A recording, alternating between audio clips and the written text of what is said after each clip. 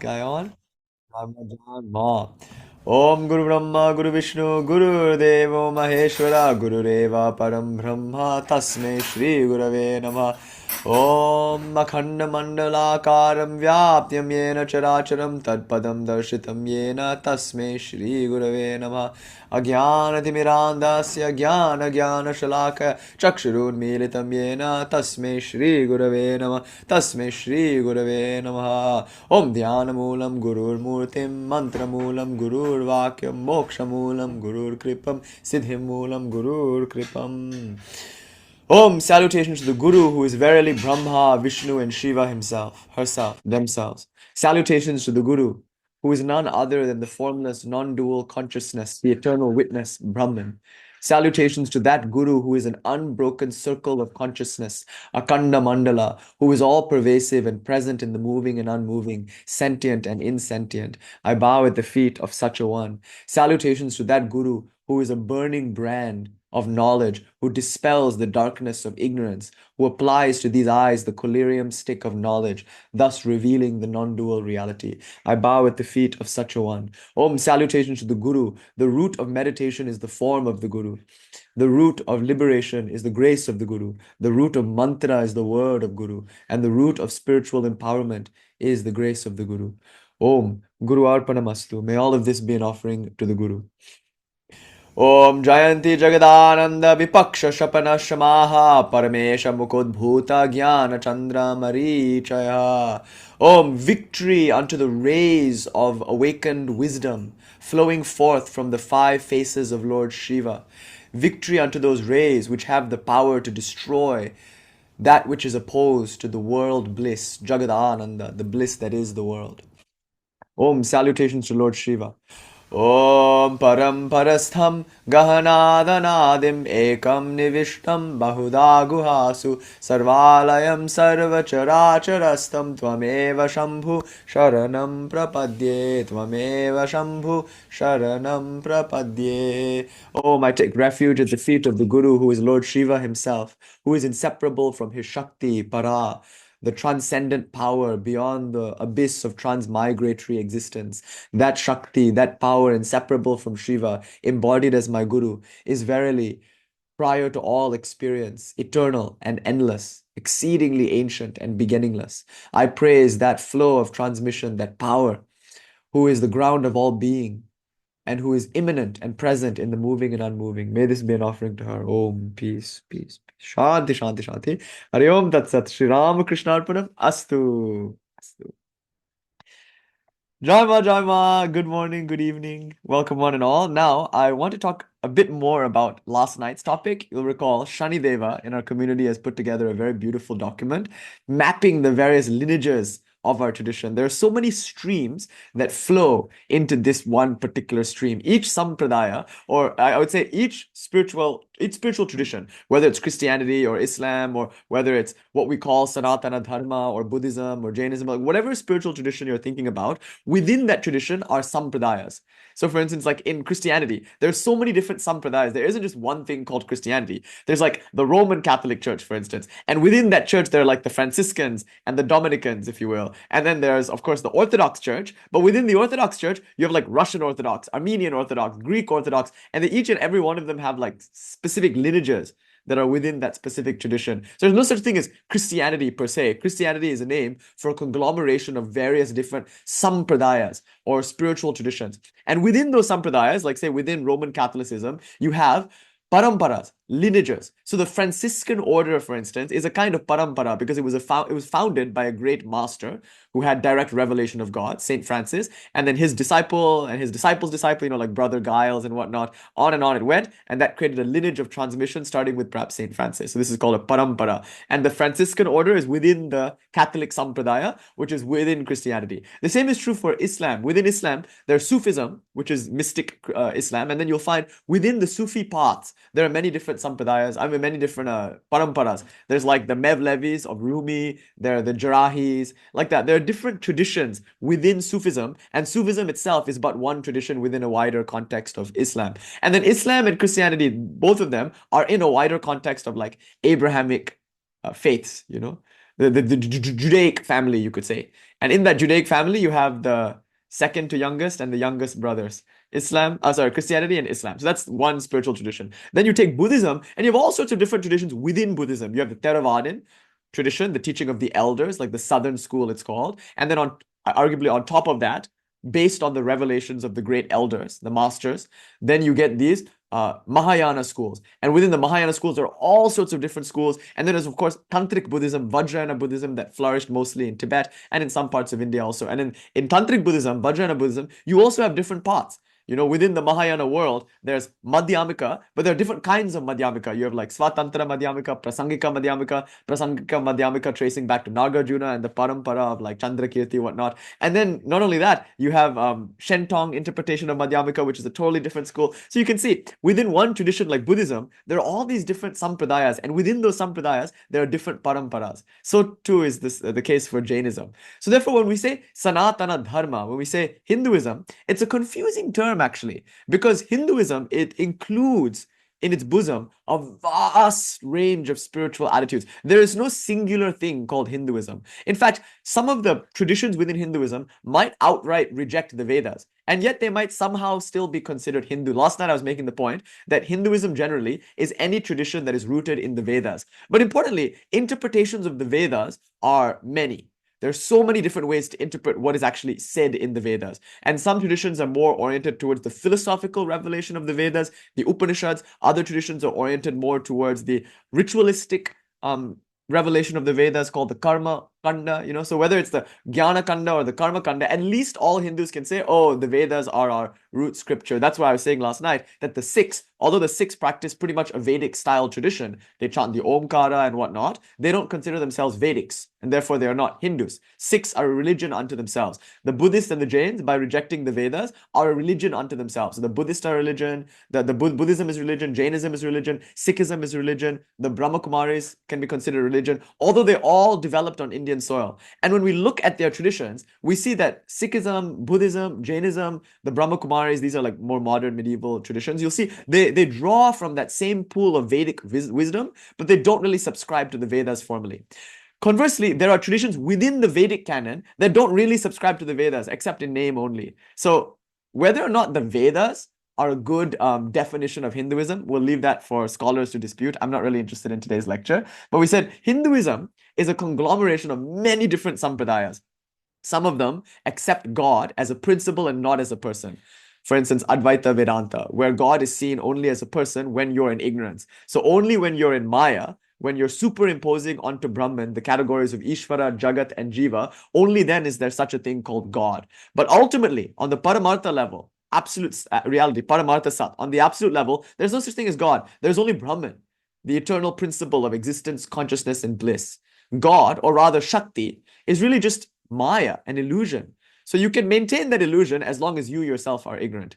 So there's that tradition where you get all sorts of allowances for devotionalism, but only on a lower level. It's kind of second rate. But ultimately, you have to accept there's only Brahman, and Brahman is nirguna, nirvishesha, meaning Brahman has no attributes, no qualities. Brahman doesn't act. It's nishkriya, has no desire, nishkama. In no sense of the word is Brahman God, from the popular conception of the word God. But he's God in that Brahman, it is the absolute principle. So there's traditions like that, Advaita Vedanta, that don't really accept God, except in that impersonal principle sense. And then there are other traditions, like Ramanuja's traditions, that vociferously disagree. They say, no, God cannot be an impersonal principle. What nonsense. That's no better than Buddhism. It's just nihilism. It's just some nameless impersonal principle. No. God is a being. Saguna Brahman. That God is called Vishnu Narayana. And Ramanuja was dead set against any traditions that were not his own. He was a great devotee, a fully realized master, but he was antagonistic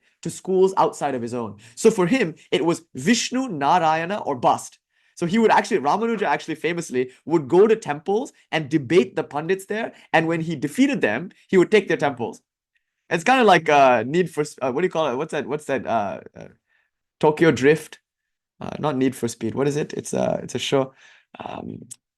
Fast and Furious, right? It's like Fast. You go car racing. You race someone in their car. Not advisable. Don't do it. And then if you lose, they take your car like that. So Indian debating used to be like that, fast and furious. Ramanuja versus whatever resident Pandit was at that Shaiva temple or Shakta temple. And if they lost, and often they would, because Ramanuja was such a great scholar, such a master debater, he would then take their temple. And so there are many temples in South India that started off as maybe Shaiva Shakta temples and then later became Vaishnava Ramanuja temples, Sri Vaishnava temples, because of this debate culture, and then if you go to like any ISKCON center, you'll see sometimes they have that painting of Chaitanya defeating the Mayavadins. So debate was very fierce, and if you lost the debate in India, you would have to then subscribe to the winner's tradition. I think that's a very honest way to be. If you believe in something and then you're proved wrong, why should you continue following that thing? You should follow whoever won.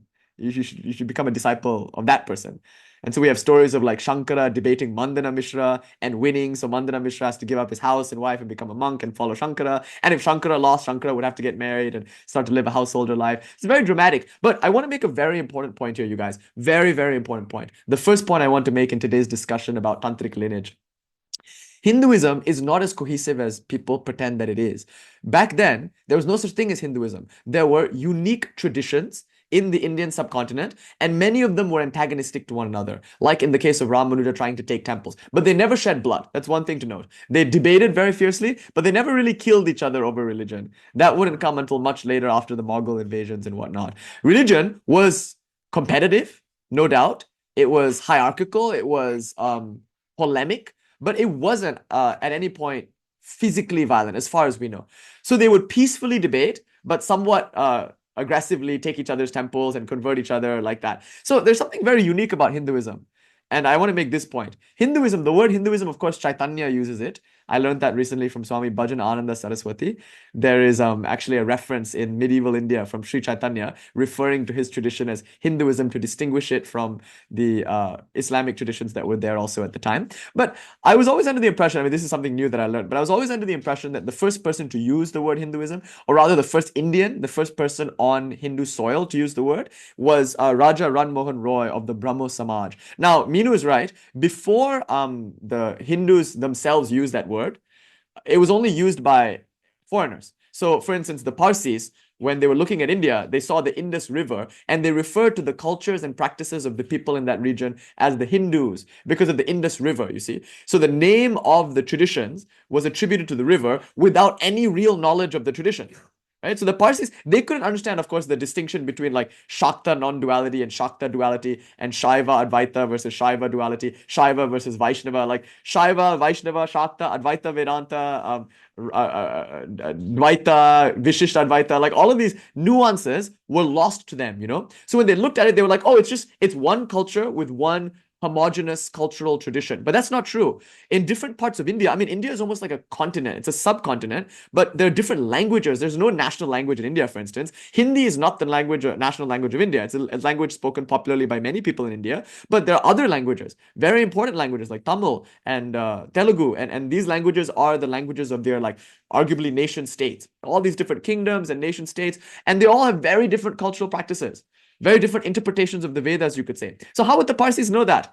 They didn't understand the nuances. So they were like, okay, it's Hindu, just because of the river. And then the British would later also use that word, sometimes pejoratively, to refer to all these like non-Christian traditions and all these barbaric practices of idol worship and whatnot. But the thing is, there were many quote-unquote Hindus that were also against quote-unquote idol worship. Right? So the Christians were like, okay, they're all idol worshippers. But don't forget, there were movements also within quote-unquote Sanatana Dharma. I'm using these words very carefully because they're politically charged these days. But there are movements within Sanatana Dharma who also rejected idol worship. And there are movements within Christianity that interestingly accepted idol worship in the form of like worshipping the figurines of saints and whatnot. So anyway, the point here is that the British and the Parsis, of course, they used Hinduism as a kind of conglomerate term to refer to the various different sampradayas and paramparas, the very diverse traditions and lineages that were present in India. So that's an important point, actually. And you'll see I'm angling towards some, I think, very important political statement that I want to make before I start today's lecture on Tantric lineages. And it's this. Somehow, all these various different traditions in India, they all got along. Because somehow one thing that's unique to the Indian subcontinent is this understanding that there are many paths leading to one realization, or rather that one realization is so infinite that there can be many paths to realize and enjoy it. So Jainism, Buddhism, Advaita Vedanta, Ramanuja's Vishishta Advaita, Madhava's Dvaita Vedanta, Shakta philosophy, Shaiva philosophy, all the forms of Vaishnava philosophy, they're all so different and they're all kind of antagonistic to each other theologically and philosophically, yet they can all get along because they all understand that they're saying the same thing in different words. More or less. More or less, we understand that what you mean by Krishna, I mean by Kali. What you mean by Shiva, I might mean by Brahman. More or less, we understand while our traditions might be different, our practices might be different, more or less, we're all looking for the same thing, the infinite existence, consciousness, bliss. There's something about Hinduism that I think we can really learn. And it's this. Different traditions with vastly different theologies can all agree that these are different ways of phrasing the same infinite reality. So if there is such a thing as Hinduism, I don't think you can define it as any tradition based on the Vedas, because that's kind of a loose definition. Many traditions based on the Vedas vociferously disagree with one another and try to take each other's temple and try to convert one another, right? They wear their marks differently and whatnot. So you can't say, oh, Hinduism is that which is based on the Vedas. Nor can you even call it Sanatana Dharma, because Sanatana means eternal. So the moment you use the word Sanatana, you're already referring to a tradition that is not limited time space. So it's not limited to India, nor is it limited to this particular historical period. Sanatana means that dharma, that law, that tradition must exist before India, it must exist after India, and it must exist eternally everywhere also. So Sanatana Dharma, again, is not really, I think, a very good word to refer to the traditions of the Indian subcontinent. So what essentially is Sanatana Dharma? What essentially is Hinduism? It's the attitude that all religions are valid attempts to realize the one truth. That to me is what Hinduism is. Remember, Swami Vivekananda said, by Vedas, no books are meant. This is a direct quote. He said it at the Parliament of World Religions in 1893. So Swami Vivekananda would use the word Hindu. He's an Indian on the Indian subcontinent who then came to the West and used the word Hindu to represent his own tradition, right? So the word Hindu is not without meaning. Swami Vivekananda used it. He would say, we Hindus. But he had a very, very interesting definition of that word, which I think many modern reformers and nationalists miss. So today, so-called Sanatanis, or people who are considering themselves Hindus, many of them I don't think are familiar with Swami Vivekananda's work or his very radical views as to what he thought Hinduism was. He said Hinduism is the tradition that sees the lowest fetishism and the highest absolutism as equally valid attempts to grasp the ineffable. Hinduism, a Hindu is one who can kneel at the church, pray in the mosque, worship the Zoroastrian fire. So a Hindu is one who sees God in all the different traditions and is just as comfortable praying in the mosque as he would be in a church, as he would be at a Zoroastrian temple, because he knows these are all Sanatana Dharmas. They're all various laws within the one eternal law, which includes all laws. So just like there are different things, Christianity, Islam, Judaism, they all come under the category of Abrahamic faith. And just like there are different things, Shakta philosophy, Advaita Vedanta, Vishish Advaita, and yet they all come under the category of quote unquote Hinduism. I think if we're going to be honest, real Hinduism would be then that which includes all faiths, not just the ones that emerge on the Indian subcontinent. It must also include Christianity, Islam, Buddhism. Buddhism is on the Indian subcontinent. Christianity, Islam. It must include Judaism. Any attempt anywhere from the lowest fetishism to the highest absolutism to grasp the ineffable is considered by the Hindu religion, Sanatana Dharma. So what then is Hinduism? Hinduism is an attitude. It's a predisposition to understand that there is one God. It's a pretty badass attitude, actually. The realization that we're all, each and every one of us, groping to understand one thing. So we shouldn't find differences amongst one another. We should recognize the underlying unity that links all of these paths together. So in some sense, many people, of course, in India now are missing the point because they're trying to articulate Hinduism against other traditions. So Hinduism is not Islam. It's not Christianity. But when you look into Hinduism, you'll see Shaivism is not Shakta philosophy. Shakta philosophy is not Vaishnava philosophy. Vaishnava philosophy is not Advaita Vedanta. And Advaita Vedanta is not Buddhism. You'll see that a lot of things are not other things. And yet we can still bring them all together under a broader overarching category. Is that so cool? Now, while we recognize the unity, this one thing, we shouldn't lose the diversity. So the first thing I want to say is that there is one underlying reality in the Rig Veda. We call it the Ekam Sat. There's one reality. Vipra Bahuda Vadanti. Different people call it by different names. Some say Jesus, some say Krishna. Makes no difference. These are all names for one reality.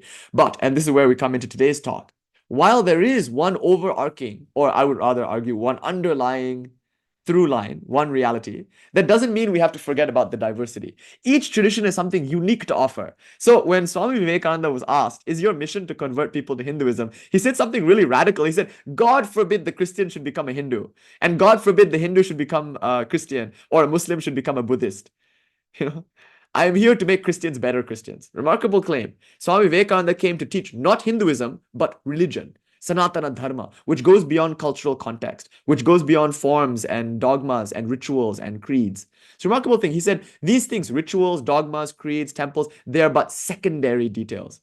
The whole purpose of religion is to be free. These are just means. But you know what happens? We worship the ladder. Instead of climbing the ladder and getting to the roof and dancing in joy, we worship the ladders and then we kill each other over which ladder to use. It doesn't matter. These are all various ladders. Kali, Krishna, Jesus, whatever you want to call these things, these traditions are just ladders. Don't worship the ladder. Climb the ladder. And that's Swamiji's point. So these are all secondary details. And so his claim is radical. He said, I'm not here to make Christians Hindus. I'm here to make Christians better Christians. The idea is that if you already have a path, what you learn from Vivekananda should empower you in that path, because there are shared principles. You know, so you don't have to come into a new path. You can continue that path. Or if you want to come into a new path, of course you can. There's no problem with it, because all of it is just various iterations of the same reality, which is absolute and exists. Okay, which is existence itself.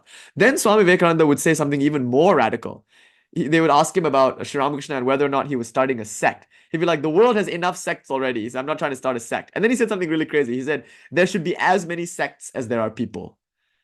The most anti-sectarian statement is not, oh, we should all be in one sect together. It's, oh, we should all be a sect unto ourselves, because each and every one of us is unique. So on one end of the spectrum, you have this unity. On the other end of the spectrum, you have some serious diversity, which is down to the individual. No two Christians are the same. They might go to the same church, they might listen to the same pastor, and they might both profess the same faith. But when you actually look into their minds, you'll see they're vastly different religions. Actually, they heard different things from the pastor, they focus on different things, they interpreted different things, they understand the Bible completely differently. So Christian A and Christian B both might be professing to be Christians of the same faith, of the same church. But if you actually examine the contents of their heart and mind,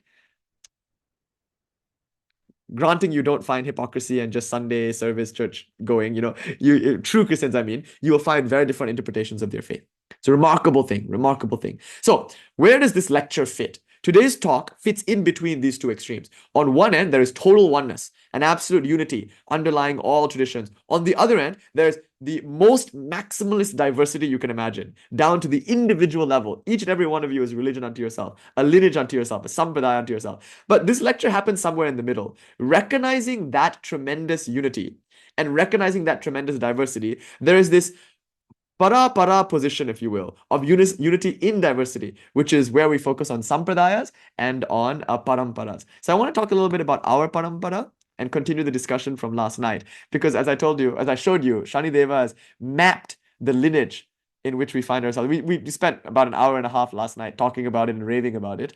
But one thing we didn't get to do is we didn't really get to explore the tantric stuff.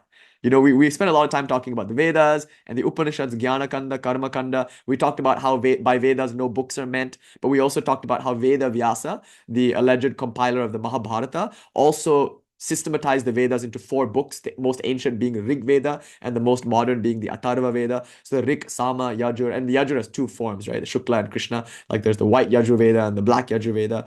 The white wizard, and anyway, there are 2 forms of Yajurveda, and then there's also the Atharva Veda. So we saw that the Upanishads are one part of the Vedas called the Vedanta, because they sometimes appear at the end of the Vedas, sometimes they're in the middle, sometimes they're scattered all throughout the Vedas, but essentially they are considered to be the highest teaching of the Vedas, or the culmination of the Vedas, the ultimate revelation, which is truth is one. There's only one reality. God is existence, consciousness, bliss. So that's the Upanishads, and those Upanishads then gets, as we explored last night,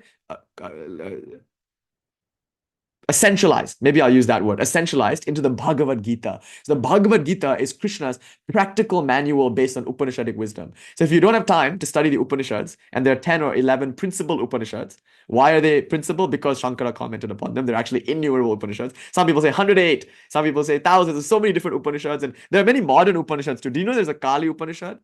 And there's also a Shiva Upanishad. Shiva Upanishad Sangraha. It's one of the names of our tradition, actually. Shiva Upanishad Sangraha. A collection of Shiva Upanishads. Kali Upanishads, Shiva Upanishads. But these are a little later in the Vedic time, the Upanishads, there are many, but only maybe 10 or 11 were really taken into consideration by the Indian mainstream philosophical traditions. So anyway, these Upanishads, they get essentialized. If you don't have any time to read them or study them deeply, you can read the Bhagavad Gita, which contains many direct quotations from the Upanishads. So Shri Krishna in the Bhagavad Gita is teaching Shri Arjuna Upanishadic wisdom on the battlefield. He's teaching him Upanishadic wisdom, but not just Upanishadic wisdom, Upanishadic wisdom as understood by the various schools of Indian philosophy that will emerge. So you can say there are the Upanishads, then there's the Bhagavad Gita, which is I guess you could say, the practical manual of the Upanishads, how to apply the Upanishads on the field of action. And then there is these philosophical systems. The Brahma Sutra, for instance, we explored it last night, is a text that tries to deal with the various philosophical problems within the Upanishads. Because the Upanishads sometimes contradict one another.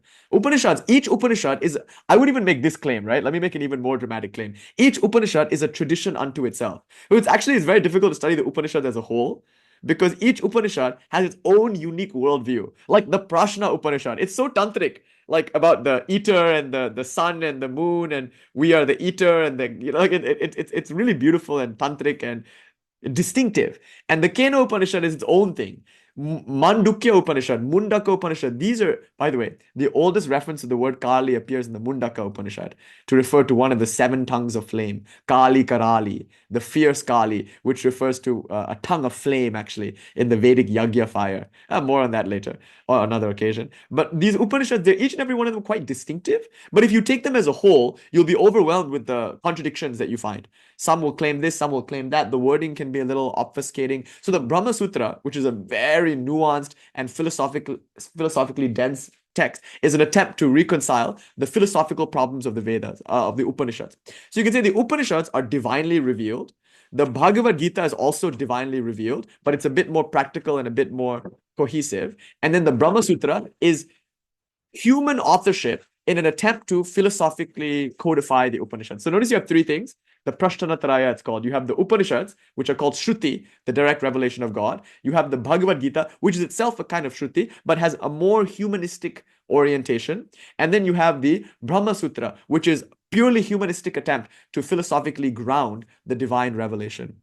That's one thing I think that's quite unique about India. I was making this point also in a previous class about lineage. It's not enough to have religion. That religion must be philosophically grounded. So the moment a religion, a spiritual or mystical claim comes out, there is a team of philosophers, think tanks, if you will, that realize that claim and try to articulate it along philosophical, reasonable lines. So unless something can be reasoned out, it should not be accepted as true. It must be examined by the crucible of reason, sattarka. So sad agama, sad guru, you must have true scripture, meaning true spiritual and religious revelation, grounded by a true living master who then demonstrates, walks the talk, if you will, and that must all check out with your own reason, sattarka. So the Brahma Sutra is that sattarka, the nyaya, you could say, portion, which is trying to realize the truth in a philosophical way. And of course, from this philosophical tradition, you get things like Sankhya and Yoga and Nyaya and Vaisheshika. These are all the philosophical systems of India that are trying to make sense of the revelation of the Upanishads, the Vedas, you see. So, of these various philosophical traditions, Vedanta can be split into, or Mimamsa, I suppose, the study of the Vedas can be split into 2 portions. Purva Mimamsa, the study of Vedic ritualism, and Uttara Mimamsa, the study of Vedic philosophical revelation, the Karma Kanda. And the Uttara Mimamsa has many forms. There's the form we studied last night, Shankara's Advaita Vedanta, where we learn about the non-dual reality par excellence, existence, consciousness, bliss, and we look at that. We looked at that Shankara Parampara. Shankara's guru was Govinda Pada, whose guru was the famous Gaudapada, composer of the Mandukya Karika, the commentary on the Mandukya Upanishad. My first viral TikTok, if you'll remember, it's the one about waking, dreaming, and deep sleep. That's a teaching from the Mandukya Upanishad, that you aren't the waker, nor are you the waker's world. You aren't the dreaming self, nor are you the dreaming world. You aren't the lack of self in deep sleep. You are the witness of all 3. In you, waking and dreaming and deep sleep are coming and going. The 3 worlds are just the 3 states of consciousness, 3 states of mind, and you are the witness in which they come and go. You are Turiya, the 4th, really the one in which the 3 come and go. Like that teaching, Mandukya Upanishad, Gaudapada really dives down, because it's only a few mantras, it's only 12 or so mantras, but 12 mantras, but Mandukya Karika is many hundreds of verses explaining those 12 mantras in the Mandukya Upanishad. Radical non-duality, super, super radical non-duality. Gaudapada, if you read him, you get scared almost. He's so non-dual, at the moment you finish studying his work, the world disappears. So you get this eerie feeling. It's called Ajata Vada. Never was a world, never will be a world. You don't exist. This world doesn't exist. It's remarkable. It's so radical. He's a daredevil Advaitin, as Swami Sarvapriyanandaji once said. Fakir. Anyway, so then his disciple Govindapada would be the teacher of the famous Sri Shankara, whose disciples, Sureshwaracharya, Padmacharya, Padmapada, like that, they are very important in Indian spirituality. But the most important contribution we talked about last night was Shankara's founding of the Dashnamis, the 10 Sampradayas of Hindu monasticism. So, of these various Dashnamis, one of them is called the Puri, and one monk from the Puri tradition would become Sri Ramakrishna's guru, Totta Puri. So, Totta Puri can trace his lineage through the Advaita Vedanta canon to Shankara's Puri Dashnami. So you can trace his lineage to Shankara, of course. So Sri Ramakrishna's Parampara Guru is, of course, Shankara because he took Vedantic initiation through Tottapuri. And then, of course, Shankara's guru is Govindapada, whose guru is Gaurapada, whose guru might have been Shukadeva himself, whose guru is, of course, of divine origin. So we said God is the first guru and only guru. And what you have is this disciplic succession, this parampara. So from God, flowing down through the lineage, we finally get Tottapuri, who just unannounced appears at Dakshineshwar, sees Sri Ramakrishna, and then immediately wants to teach him. It's a mark of a true teacher to be able to see a true student and to want to unselfishly and generously and totally freely pour everything into that student. Once a true teacher finds a ready receptacle, nothing can stop the flow of that teacher's wisdom, because that flow is a flow of compassion. It's as if the lineage itself perpetuates itself. The moment a ready student comes into contact with a true and fit teacher, some magic happens. The teacher will just pour unstintingly all that he, she, or they has into that student. And that's what happened with Sri Ramakrishna. Tottapuri was just walking around. He's a naked Punjabi monk of the Shankara Dashnami. He was walking around, he never stayed in one place for more than 3 days, never really wore any clothes, and he would just sit all day next to his fire, absorbed in deep meditation, which is a point we also made yesterday about yoga and the Yoga Vedanta tradition. In any case, Tottapuri saw Sri Ramakrishna and immediately got excited. It was like, oh my God, this guy is such a great, such a fit student for this transmission. So he approached Ramakrishna. He's like, do you want to learn Vedanta, Yoga Vedanta? I'd love to teach you about Brahman. And Ramakrishna was like, wait, let me ask my mother first.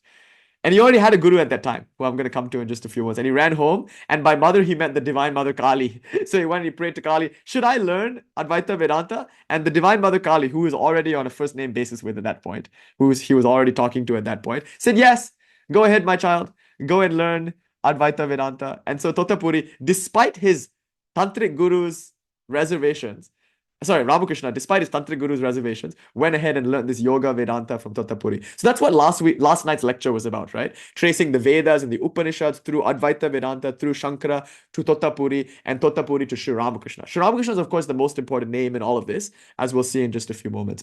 So Tottapuri teaches Vedanta to Ramakrishna. But the nuance that we brought up last night is very important. It's not just any kind of Vedanta. There are many traditions, even within Advaita Vedanta, different interpretations of Advaita Vedanta. Some Advaita Vedantins say Shravana is the most important stage. Listening to the teaching is all you need. Others say Manana is the most important stage. After listening, you must reason and debate. That's the most important part. And yet others say Nididhyasana, meditation is the most important part. So there are different kinds of Advaita Vedantins. Some of them don't think Nirvikalpa Samadhi is important, meaning some Advaita Vedantins won't meditate because meditation is a bit dualistic, you see.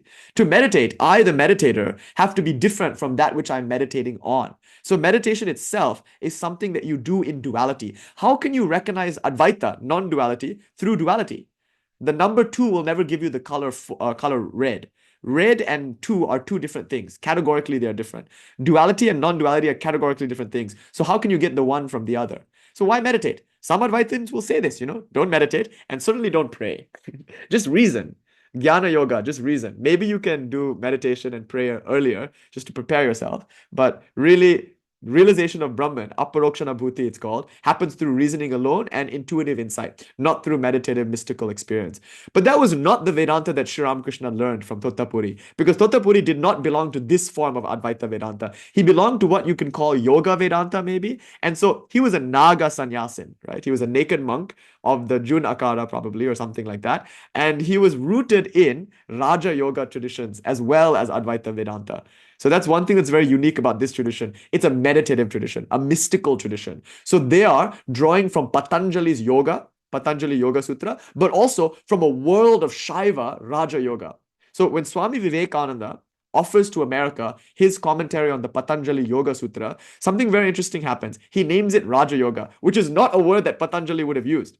The word Raja Yoga is distinctly Shaiva in origin. Swami Medhanandaji makes this point also in his opening lecture on the Yoga Sutra, that the word Raja Yoga refers to Shaiva Yoga. Because in Shaiva Yoga, I mean, like Hatha Yoga and before Hatha Yoga, like Shaiva Tantra, you get the idea of Kundalini and chakras and nadis, all of which Swami Vivekananda focuses on a lot in his exposition on Patanjali Yoga Sutra, which tellingly Patanjali doesn't even mention once. Patanjali in his Yoga Sutra does not mention Kundalini, he does not mention the chakras, he does not mention all of these like tantric yogic things that Swami Vivekananda emphasizes in his commentary. Isn't that a very important point, you guys? I think it's something really worth focusing on because Raja Yoga, it comes from a Shaiva Tantra world. It does not come from the Patanjali tradition proper, but it's rooted in Patanjali. Or I would say maybe even Patanjali is rooted in it. I don't know. I don't need to get into this too much. But Patanjali and his Yoga Sutra would be important for Totapuri. And Raja Yoga would be important for Totapuri. So Totapuri isn't just a traditional Vedanta teacher. He is that. And he initiated Ramakrishna into the Dashnami, the Shankara Dashnami. In fact, Ramakrishna's monastic name would be Ramakrishna Puri. See, Totta Puri, because he's in the Puri Dashnami. So Ramakrishna is actually Ramakrishna Puri. And then Ramakrishna's disciple is Swami Brahmananda, who would be Swami Brahmananda Puri. And Swami Brahmanandaji's disciple, Raja Maharaja's disciple, would be Swami Shankarananda Puri. Right? And my guru is Swami Sarvadevananda Puri. But I'm not a Puri because I'm not a monastic. So if I became a monastic and if my guru gave me the vows of sannyas, if he gave me sannyas diksha, if he gave me the orange robe, of course I wouldn't be married, I wouldn't have a house, I would live at the ashram, but my name would be something Puri. And my guru would give me the name and he would call me something Puri. So Puri is a monastic name. So Sri Ramakrishna is a monastic in that he was initiated into the Shankara Dashnami by Totapuri. So he has access to that Advaita Vedanta. But how did he realize it? Through Samadhi. Totapuri taught him to meditate along Patanjali Raja Yoga lines. And through that meditation, Sri Ramakrishna attained a state called Nirvikalpa Samadhi that arguably he hadn't attained before Totapuri. It was because of Totapuri that he attained that state, right? And in that state, he realized the non-dual Brahman. So our claim in our lineage is that the only way to realize Advaita, is, no, maybe I shouldn't say only, but the method par excellence for realizing Brahman is Nirvikalpa Samadhi, which is a Patanjali yoga claim, right? When Swami Vivekananda was choosing a symbol for yoga, he chose a serpent, which is very interesting. Patanjali, maybe you could say he's Adi Shesha. So Patanjali is represented by a serpent because he's the incarnation of Vishnu's couch. But I think it's more likely that the serpent represents Kundalini, which means yoga. It's not just Patanjali, it's also tantric in nature. So notice, Sri Ramakrishna inherits Vedanta, but also the yogic traditions of India through Totapuri. That's what we covered last night. But then we said very little about Bhairavi Brahmani. And so I want to talk a little bit more about that now. So let me just put this in front of you. This is Shani Deva's incredible document, which we were geeking out about yesterday. It's just so nice to have this all mapped out, right? To say the Shruti are these 4 Vedas, Vyasa compiled them into these 4 traditions, if you will, and then within these various Vedas, you get these Upanishads, the Birhad Aranyaka being one of the biggest and the Mandukya being one of the smallest, just 12 mantras there. And then this beautiful quote from Sri Ramakrishna explaining how there's truth is one, and yet you can enjoy this diversity. Sure, Minu. Okay, and then the idea of the Itihasa, which means the history, or like the Puranic epics like Ramayana by Valmiki and the Mahabharata by Vyasa, in which appears the Bhagavad Gita. And in the Mahabharata, you get all sorts of Gitas, right? You get the Vyadhi Gita, you get the all sorts of Gitas.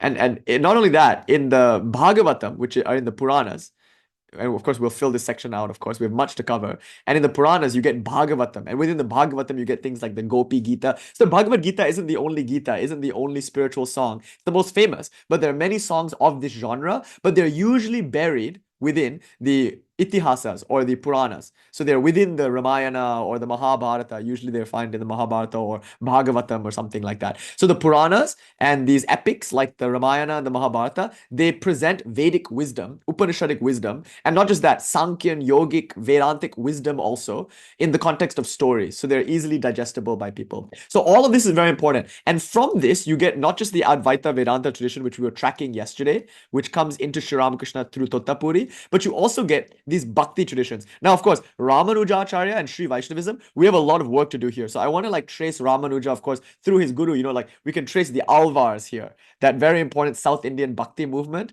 the Alvar saints, great saints of Vishnu. And so we can trace, of course, Ramanuja up to Nam Alvar and all that. So we can go through this wonderful, there's a whole bhakti world of Vaishnava devotionalism that we can explore here. So of course, we'll expand this section, and then we'll expand this section. And there are many more masters that I want to explore here also, like Vallabha, Nimbarka, like that. And so there's so much you can explore in this Vaishnava Bhakti movement, but this Vaishnava Bhakti movement is it sets itself in opposition to the Advaita Vedanta movement. So you get these two movements, and of course you get Chaitanya, who is very important. We talked about why he's so important to Sri Ramakrishna yesterday. But so these movements don't directly relate to Sri Ramakrishna or except through Totapuri. But Bhairavi Brahmani is very important because the Brahmani, she straddles this kind of Bhakti world with this tantric world, because so much of the Sankhyan, yogic, and Vedantic teaching, and so much of the tantric orientation bleeds into the Puranas and into the epics like that. So the Bhakti movement draws from Vedanta, Yoga, and Sankhya, but it also draws from Tantra. And we didn't really get to talk about Tantra. So while Tottapuri is Sri Ramakrishna's monastic teacher, Bhairavi Brahmani is his tantric teacher. So Bhairavi is a title, just like Puri is a title. So Puri is the title given to a monk of the Shankara Dashnami, right? So if you are like, so for the Yogananda Giri of Self-Realization Fellowship, he belongs to the Giri Sampradaya, right?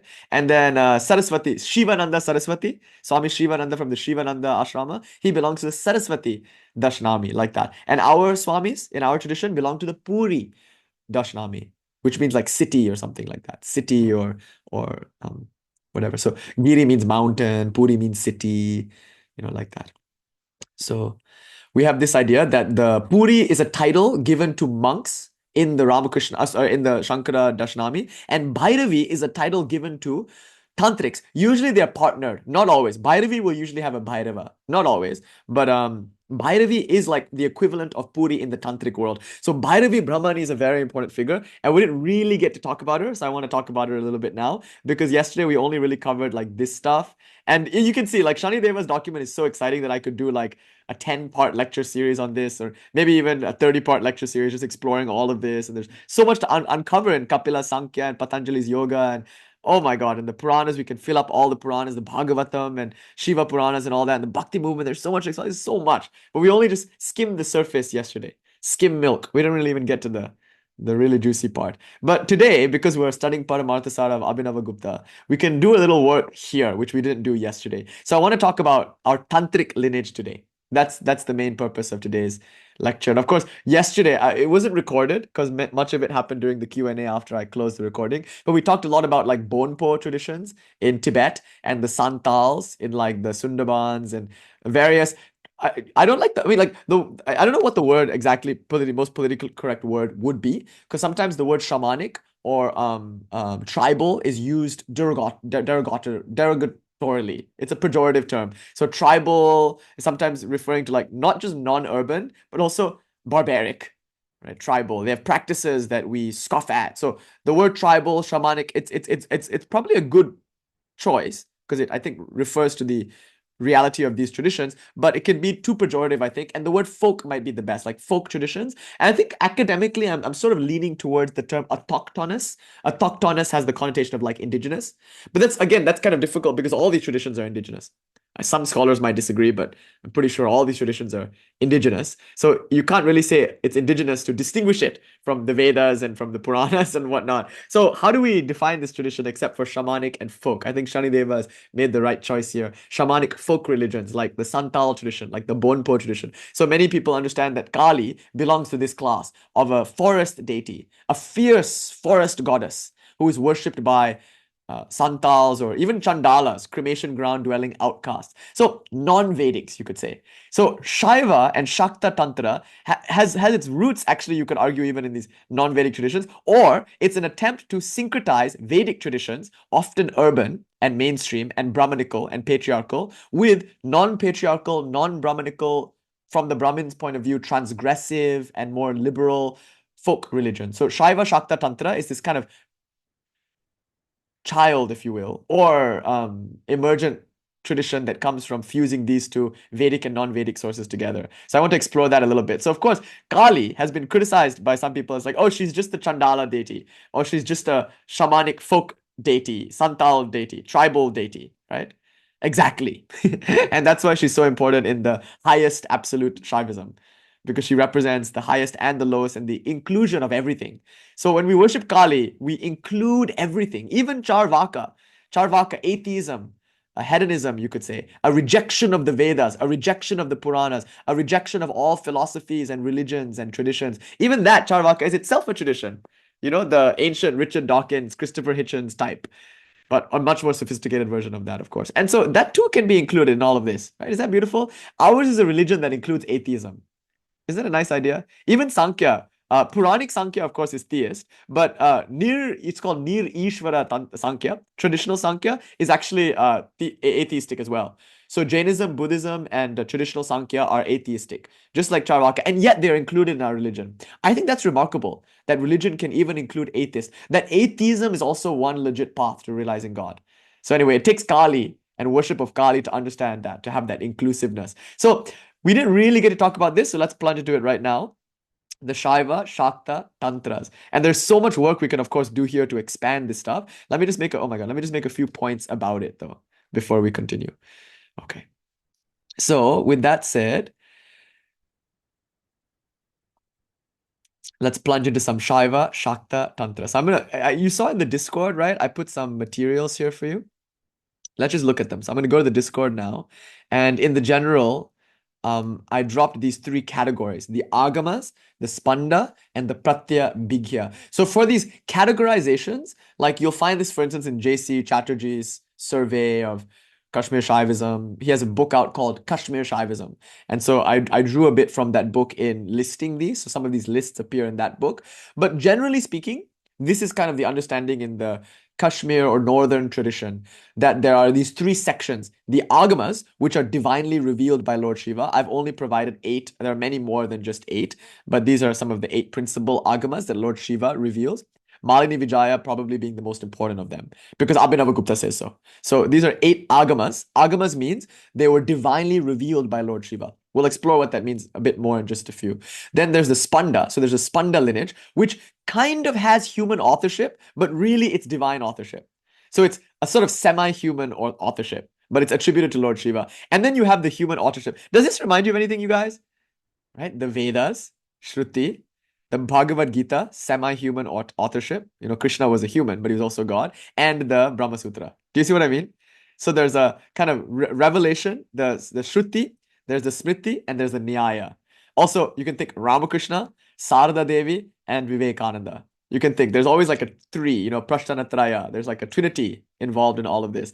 So we have the agamas revealed divinely by Shiva. We have the spanda tradition, semi-revealed by Shiva, semi-revealed by an inspired human. The agamas were directly revealed by Shiva. And then the pratya bhigya were philosophical works articulated by humans. So these are 3 categories of thought, if you will. So within Shaiva, Shakta, Tantra, you could say, these are the 3 traditions that all merge together. So I want to start with Sri Kanta. Unfortunately, I don't have a Sanskrit keyboard right now, so I can't put the dot under the T, but this should be a dot. Okay, so it's Sri Kanta. Sri Kanta is Lord Shiva. And okay, this account here, this bit right here, the account that I'm going to give you right now is given by Abhinava Gupta himself in the Tantra Loka and in the commentaries. And it appears also in Somananda's Shiva Drishti. So this account is given twice by 2 different masters in a slightly different way, but I'm just going to use the Abhinava Gupta version now. So in Tantra Loka, here's what Abhinava Gupta says. So there is this ultimate reality. So this is where we get a bit philosophical. The ultimate reality is called Para. Para is pure non-dual consciousness. So bear with me for a moment. The next part is quite subtle. It explains the divine origin of the Vedas and of the Tantras. So Para is beyond all word, beyond all thought. Right? Manasa gocharam. It's beyond the mind. You can't conceive of it even. And it is what we properly call Brahman in Advaita Vedanta. It's what we call Shiva in the Tantras. Shiva and Brahman are just 2 interchangeable words for this ultimate reality, philosophical nuances of action aside. So this is called Para. Para means transcendent. Now this Para then manifests as Pashanti. So it emanates, as it were, as Pashanti. Pashanti, I think, might almost map on to this Platonic idea of like an archetypical realm. So there's like this realm of forms, but it's beyond thought, it's beyond speech. So it's still beyond thought and speech, but it's the first intimations of manifestation. So Pashanti is like the blueprint of manifestation.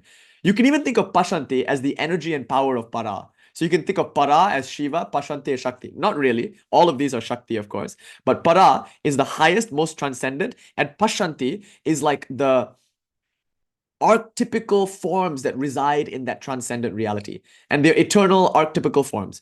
Then these emanate forth as thoughts. So the next level is called Madhyama. Madhyama just means the mental world. Maybe this is what corresponds more accurately to Plato's forms, right? I don't know. I don't know where you would fit Plato into this, but this is an ideal world. But the Madhyama forms are not as Pashanti, they're eternal, you see. And Madhyama, it's still that same thing, but it's one step down. So the Pashanti then emerges as Madhyama. So now God's mind is full of thought. So the Vedas appear in God's mind. You could say Pashanti is God's meditation. So God, Shiva, Para, is sitting in deep meditation. He's established in Pashanti. Pashanti is God's causal body, you could say. Then from the Pashanti emerges these inspired thoughts, which are rooted in Pashanti, which of course means it's rooted in Para. So that they emerge from reality itself. And these thoughts are the Vedas, are the Shruti. They emerge in Lord Shiva's meditating mind. So Lord Shiva, as it were, in meditation, perceives the Vedas or the Shrutis, which are integral to his being. So emerging from the depths of his being and into his mind come these ideas.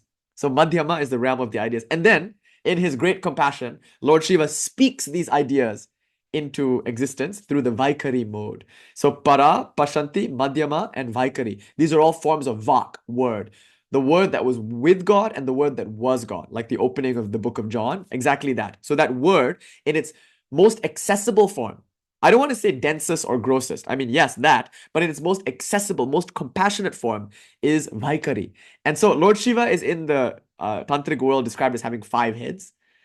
Panchavaktra, he's called the 5-headed one. And with each of his 5 mouths, he speaks into existence what is in his mind. And what is in his mind arises from his meditation. And his meditation is really what he is. He is meditation embodied. He is the transcendent reality, which abides in itself. We learned last week, didn't we? The highest reality. It was called Introduction to Tantrik Shaivism, I think, or Introduction to Non-Dual Tantra. I forget what the name of the lecture was, but there we learned the highest reality in Paramarthasara, verse 10 and 11. Bha Rupam Paripurnam. He is of the form light, Bha, pure light, Bhairava, Bha Rupam, exceedingly full.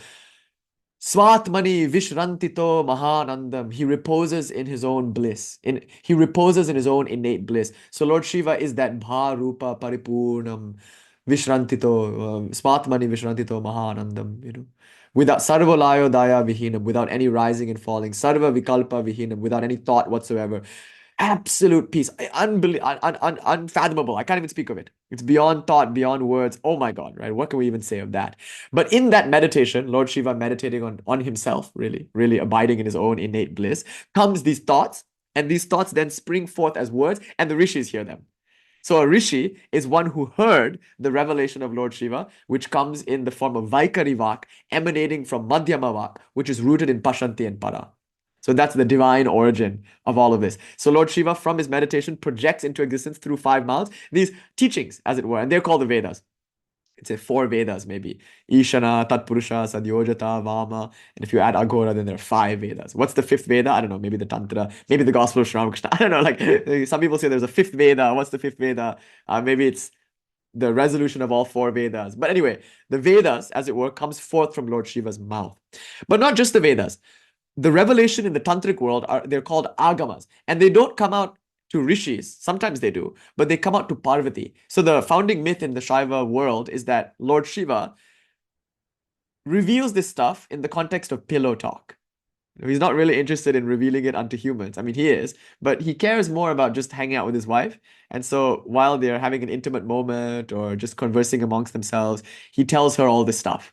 So Parvati is, in most cases, the recipient of tantric wisdom, which emanates from Shiva's 5 mouths.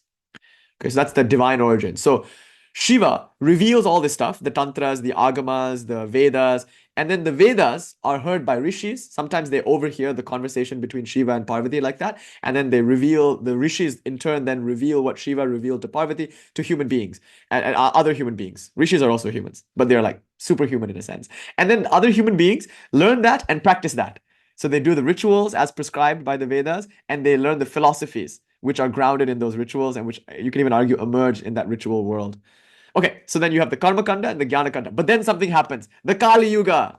So Kali Yuga is a time of spiritual darkness. So people stop understanding the Vedas. This is a time of Brahmanical priestcraft. The Brahmins become corrupt. They are no longer the leaders of society. Back then, a Brahmin was the poorest. You know, he didn't dominate or control other people. He was the poorest because he was the simplest and most spiritual person in society. He was society's shaman. And the shaman was not exalted in the case of power and money, but he was exalted in the sense that he had knowledge. He, she, they had knowledge. And so that knowledge guides the Kshatriya, the ruler and the leader. It guides the Vaishya, the merchant. It guides the Shudra, the laborer. So all parts of Indian society depend on the Vedas. And the holder of the Vedas, the Vedic knowledge, the taintless Vedic hymns, is the Brahmin. But then something happened. The Fire Nation attacked. Everything changed when the Fire Nation attacked. The idea is that, I'm not talking about the Mughals or the British. I'm talking about the torpor that inadvertently sets in after a long period of time. Remember, this is a really ancient culture. So all its spiritual brilliance began to dim over the years. And you can see there's a great dimming in many people's minds. Like I was saying in the beginning of this lecture, their intellects are not subtle enough to understand what Sanatana Dharma really is. And so they become bigoted and sentimental and they kill people even. What brutes? A forest of brutes, right? They take religion and they use it as a weapon because the intellect is not subtle enough, not sattvic enough to understand the deeper import of the teachings. So there comes this degeneration in Indian society, in Indian spiritual understanding. And this generation is now at its darkest. It's called the Kali Yuga. Actually, technically, Swami Vivekananda argued that the Satya Yuga began the moment Sri Ramakrishna was born. But taking it from the traditional point of view, you could say the Kali Yuga is right now happening. And so when the Kali Yuga came about, Lord Shiva, in his compassion, took on an avatar form. So this is interesting. God's avatar. What is the avatar? According to the Bhagavad Gita, an avatar is one who restores balance to the force. What is it? Yada yada hi dharmasya. Verse 7 of chapter 4. The avatar comes to rectify dharma. So whenever adharma prevails, as in the case of the Kali Yuga, God must come out of compassion in the form of a human being to set us on the right track, restore dharma. So who is that? It's Sri Kanta. So the claim is that Lord Shiva, having revealed the Vedas and the Tantras and the Agamas through his 5 mouths, became overwhelmed by compassion for the misery that humans are suffering during the time of Kali Yuga. So in Kali Yuga, Lord Shiva came in the form of Sri Kanta to update his initial revelation. So whatever we heard in the Vedic time is perhaps no longer relevant. Sri Ramakrishna would say stuff like that, you know. He would say Vedic ritualism is not appropriate in the Kali Yuga. He would say, like now we depend too much on food. The body becomes our predominant focus in life. So the Vedic rituals are too hard for us. We become too body conscious. So we can't really do that level of spiritual practice, which our Vedic ancestors performed. So Sri Ramakrishna would often say the path of this age is different from the path followed by previous ages. Just like Shiva would say. So Shiva comes down in the form of Sri Kanta. He appears as Sri Kanta. So Sri Kanta means holy throat. It's one of Shiva's avatars. And Sri Kanta reveals this new dharma. And you know what's really interesting about this new dharma? It's called Tantra. The new dharma that Lord Shiva reveals for the Kali Yuga is called Tantra. So Tantra is a kind of Vedic revivalism appropriate for this very ignorant, body-conscious Kali Yuga period. So it's the same old truths, but packaged differently because to make it more accessible for us. So Shiva comes, he reveals Tantras, but this to me is so important, you guys. The next point I want to make is so important. The way he does this is by instructing a sage Durvasas. So remember, Shiva, he needs an intermediary, either Parvati or some rishi or something. He doesn't really speak to humans directly. At least that's the understanding at this point. So he gives the revelation to someone who can hold it, and namely Durvasas. Durvasas is a very special character. Those of you who have read the Mahabharata, you know, he's let's say a very irritable saint. I think he's like your textbook Shaiva. Grumpy and angry and always destroying stuff.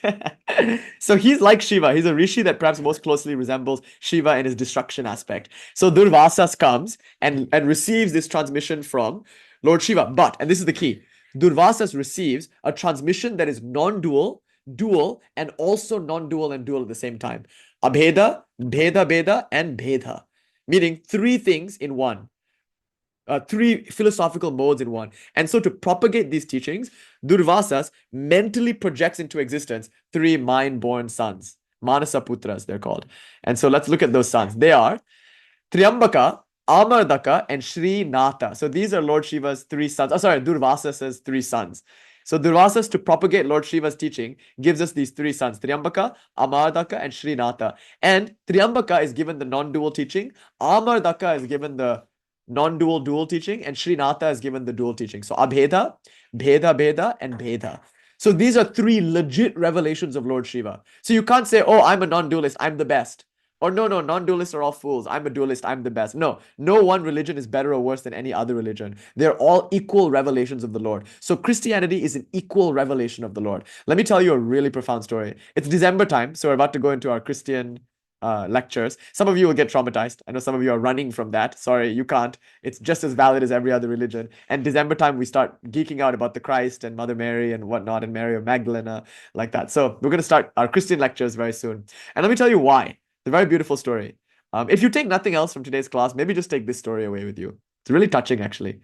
And I'm going to wrap up soon, but you might not have heard the story. It's really beautiful. It has to do with Premananda, Baburam Maharaj, who is a direct disciple of Sri Ramakrishna. As you can see over here in Shani Deva's document, you see there's the direct disciples. So, oh, he's not here, but we'll put him here. There's 16, what do you call it? There are 16 direct disciples, and one of them is Premananda, Baburam Maharaj. So Baburam Maharaj went to Puri, Jagannath Puri. And when he got there, he found that there was a Christian missionary who was loudly and aggressively trying to dissuade Hindus from going into the temple. The Hindu missionary was abusing the Hindu religion and saying, this is all idol worship, they're worshiping demons, what are you doing? Come to the way of the Christ, like the way, the truth and the life, and none can come to the Father except by the way of the Christ. All that usual stuff, right? Tess will know. All that usual, like, we're right, everyone's wrong, you're all going to hell, fire and brimstone stuff. And you know what happened? Premananda got pissed.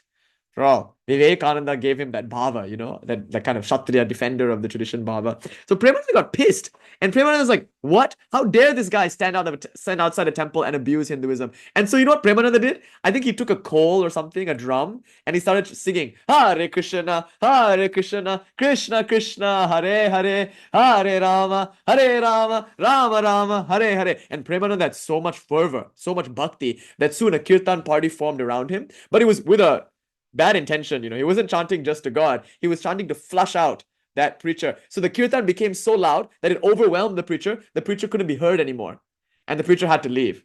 So I think it was a nice strategy. Instead of abusing the preacher, he just doubled down on his own faith, and with the strength of his own faith, he pushed out the preacher. This seems like a win. And oh my God, if you tell this story to the modern Sanatani, they'll be like, yeah, that's what we got to do now, man. Jai Shri Ram, bro. Let's get rid of the Christians. Let's get rid of the Muslims. Jai Shri Ram, bro. Hanuman. That's that kind of the Indian bro vibe at this point. But there's more to the story. There's a much deeper aspect to the story, which I love. Oh my God, I'm getting assassinated for this. Some people have been assassinated, by the way, recently. In India, people who have spoken out against the BJP, they get assassinated. So bear with me, you guys. Don't shoot me, or do, I don't know, Ma alone can decide. But this idea, the next part of the story is very, very profound. Sri Ramakrishna appears to Premananda in a dream. So beautiful. And Sri Ramakrishna said, why did you do that? Don't you understand that preacher was preaching my name only? That was not right of you to do. It was not right of you to disturb his faith in favor of your own. The teaching is there's only one God. Don't you think he was preaching my name also? And Premananda was so overwhelmed by that revelation of Sri Ramakrishna that the next day he sought out the preacher. He went to find him. And it took him a while too. He had to trace what church that preacher came from. And he went to that church and he inquired and he found the preacher and he fell at his feet. And I don't know if he fell at his feet, but he apologized. He said, my master appeared to me in my dream and my master corrected me. He told me that what I did yesterday outside the temple was not right and that you were preaching his name also and that there's only one God and that I shouldn't have done that. So please forgive me. And apparently the preacher was so touched by that and forgave him. I don't know what happens after, but this much of the story at least I know. Isn't that profound? This actually happened. Premananda chased away a Christian preacher, and his master, Sri Ramakrishna, the Kali worshipper par excellence, appeared to him and scolded him and said, no, he was preaching my name only. What a big brain teaching, right? You know that meme with the brains? It's like the biggest brains realize only one God. And all jackals are howling the same. There's only one God. So anyway, that idea, called by different names. If you don't have a subtle intellect, this story would be very grating to you. You'll be like, oh my God, like this is horrible. Like we should defend our faith. Maybe there's something to that. Mother knows what she's doing. It's all her play. We shouldn't judge anything, even those who judge. That's just, I even shouldn't like speak out against Hindu nationalists. And they also have a part to play in mother's play, you know? They're also preaching my mother's name in their own way. So no rancor towards them either. See, I think that's the one thing that even I have to learn, that like my version of Sanatana Dharma, which I believe to be Sri Ramakrishna's version, a liberal, all-inclusive Sanatana Dharma that includes our Abrahamic siblings as well, that's not the only thing. Mother has other things to do also. And so glory to all, power to all, I bow to all. That's the idea. So anyway, if you take nothing else, take away that story at least. What a profound story, that there are different dharmas because there are different kinds of people. And as many different people as there should be in the world, there should be that and that many and more dharmas to suit them. That's God's grace, you know.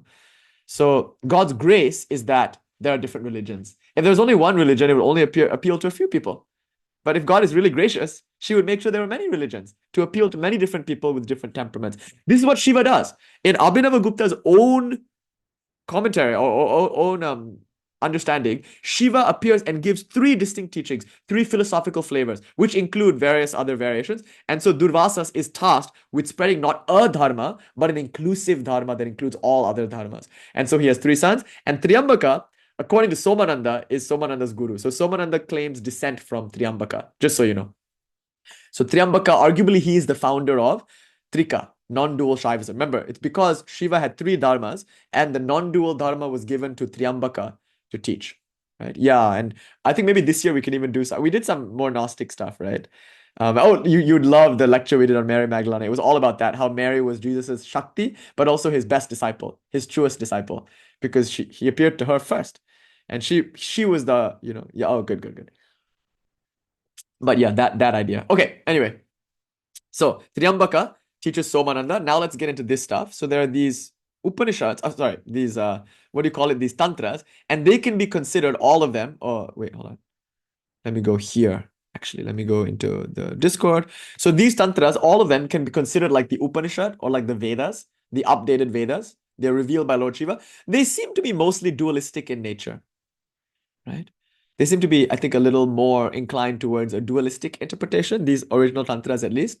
But then this Spanda lineage, along the lines of Triambaka, presents a non-dual Shaivism, which later tries to reinterpret. So like Shema Raja, for instance, will do commentaries on some of this stuff, and he will reinterpret this stuff along non-dual lines. Abhinava Gupta reinterprets Malini Vijaya along non-dual lines, like that. So these are dualistic tantras revealed by Lord Shiva, but given non-dual interpretations in the Spanda. So the Spanda, like I said, is partial human, partial divine revelation, because the Shiva Sutra, as you know, as we were talking about in a previous lecture, I don't need to go into it too much now, was revealed to a sage named Vasugupta in the context of a dream. So all of this is Vasugupta's dream. It's kind of beautiful. If we ever put out a book on Shaivism, non-dual Shaivism, Kashmir Shaivism specifically, maybe we could even call it Vasugupta's dream. I always thought that'd be a beautiful book title, because it is all coming down to that. And the whole Ramakrishna Sangha also comes down to Rani Rasmani's dream. Dreams are important. You know, Rani Rasmani started the Dakshineshwar Kali temple because on the authority of a dream. She was going on a pilgrimage to Varanasi, and the day before, or during her pilgrimage, she suddenly had a dream, and Holy Mother, Divine Mother Kali said, "No need to go to Varanasi. This is a good place. Set up a temple here. I will gladly accept your worship. Offer me cooked food." And on that dream, she lost hundreds of thousands of rupees, millions maybe of rupees, and started a temple. Very controversial thing that she did because of a dream. This whole thing comes down to Rani Rasmani's dream. Similarly, the whole non-dual Shaiva tradition, maybe it comes down to Vasugupta's dream. So in the dream, Lord Shiva appears and says to Vasugupta that he appears and reveals the verses of the Shiva Sutra. Three parts of the Shiva Sutra. He reveals the three sections to Vasugupta in the dream. And Vasugupta is like, how will I know this is real? Which is such a responsible question, isn't it? Many prophets are like, oh, I had a dream. Now follow me. It's like, no, like, how do I verify this? So I could be making this up. Lord Shiva, prove this to me. By the way, Shema Raja gives his account, but Shema Raja is the only one who gives his account. Other people have a slightly different version of the story. Some people say, oh, it's not Shiva, it's a siddha. One of Lord Shiva's perfected masters came. A siddha taught Vasugupta, the Shiva Sutra. But I'll just take Shema Raja's interpretation. It's the more popular one. But it's I just want you to know it's not corroborated. Shema Raja is the only one who offers this story, but it kind of loosely corroborates with other versions of the story. They all ultimately come down to a dream and dream revelation. But in Shema Raja's story, what happens is Vasugupta gets the Shiva Sutra in a dream, right? And Vasugupta is like, how can I verify the teaching? And Shiva says, okay, go to this particular rock. So Vasugupta was at this place, Mount Mahadeva. He was meditating on this mountain. He said, okay, go to this rock. Turn the rock over. And the rock is still there, by the way. Turn the rock over, and you'll see under the rock inscribed all the sutras that I just revealed unto you. And Vasugupta was like, good, I have a falsification method now. I have a way to scientifically test this, which is the Indian mind. Religion is scientific. It's not about belief or dogma. It's about rigorous proof. So he goes and he turns the rock over, and lo and behold, there are the Shiva Sutras, Chaitanya, Mahatma, like all of them are there. And he's like, oh my God, this is real. So Vasugupta then starts his own lineage.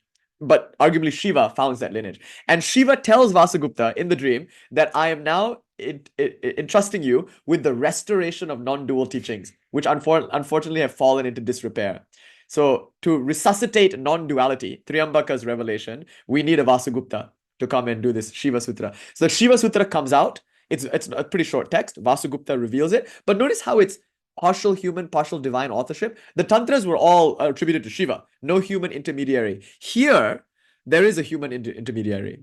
Maybe it's Durvasas, you could say, or you could say it's Vasugupta. At the very least, you have to admit Vasugupta's role. So I just want you to note that there's a shift now, right, in the tradition from divine revelation to siddhas. So the siddha becomes like the central person in the lineage. So that siddha, Vasugupta, then teaches the Shiva Sutra to his student Bhatta Kalata. So I'll go back here, as you can see, to this lineage. So you have Vasugupta, and Vasugupta comes out with the Shiva Sutra, but he also gives a vritti. So Shiva Sutra plus the vritti. Some people say the Spanda Karika was composed by Vasugupta. So Vasugupta composed both the Shiva Sutra and the Spanda Karika. But others say that actually it was his student, Bhatta Kalata, who composed the Spanda Karika. So here's the Shiva Sutra plus the vrittis. There's a vritti that Vasugupta himself gave us, but the most important vrittis are probably Ramakanta's vritti, Utpala's vritti. By the way, this Utpala is not the same as the Utpala of the Pratyabhigya lineage. There are two Utpalas, not to confuse you, but there's Utpalacharya and there's Utpala Vaishnava. Again, kind of confusing because he's a Shaiva, but his name is Utpala Vaishnava. Never mind, we don't need to get into it now. But this Utpala is a different Utpala, and he composed a Pradipika on the Shiva Sutra. Ramakanta also composed a Vivritti on the thing. Bhaskara has a very important vritti on the Shiva Sutra. And of course, Shema Rajas is the most popular. So Shema Raja's Vimarshini to the Shiva Sutra is the commentary par excellence on the Shiva Sutra. So much so that, and by the way, you might wonder, where do we get all of these texts? They're all published in a very beautiful multi-volume series known as the Kashmir series of texts and studies. So if any of you are interested in getting your hands on the primary sources, they're called manuscripts. In the academic world, they look like this, MSS. So if you guys want the MSSs, the manuscripts, if you want the OG like Sanskrit primary source, you would do well to pick up, it's somewhat pricey, the Kashmir series of texts and studies. I think you can get it online. You can just purchase it online. It's multiple volumes and it has all the stuff. Tantra Loka, Tantra Sara, basically all the non-dual Shaiva texts that we talk about. It's all there in this multi-volume set. But I think it's kind of telling that it opens with the Shiva Sutra. I mean, duh, right? Because almost all of Kashmir Shaivism traces its lineage back to Vasugupta and Vasugupta's dream. So all this is coming from Shiva through Vasugupta. Importantly, the Shiva Sutra, tellingly, is the first text offered in the Kashmir Shaivism series of texts and studies. Kashmir series of texts and studies. So there's that. Then what's the next text in the volume? The first volume is Shiva Sutra. You know what the next text is?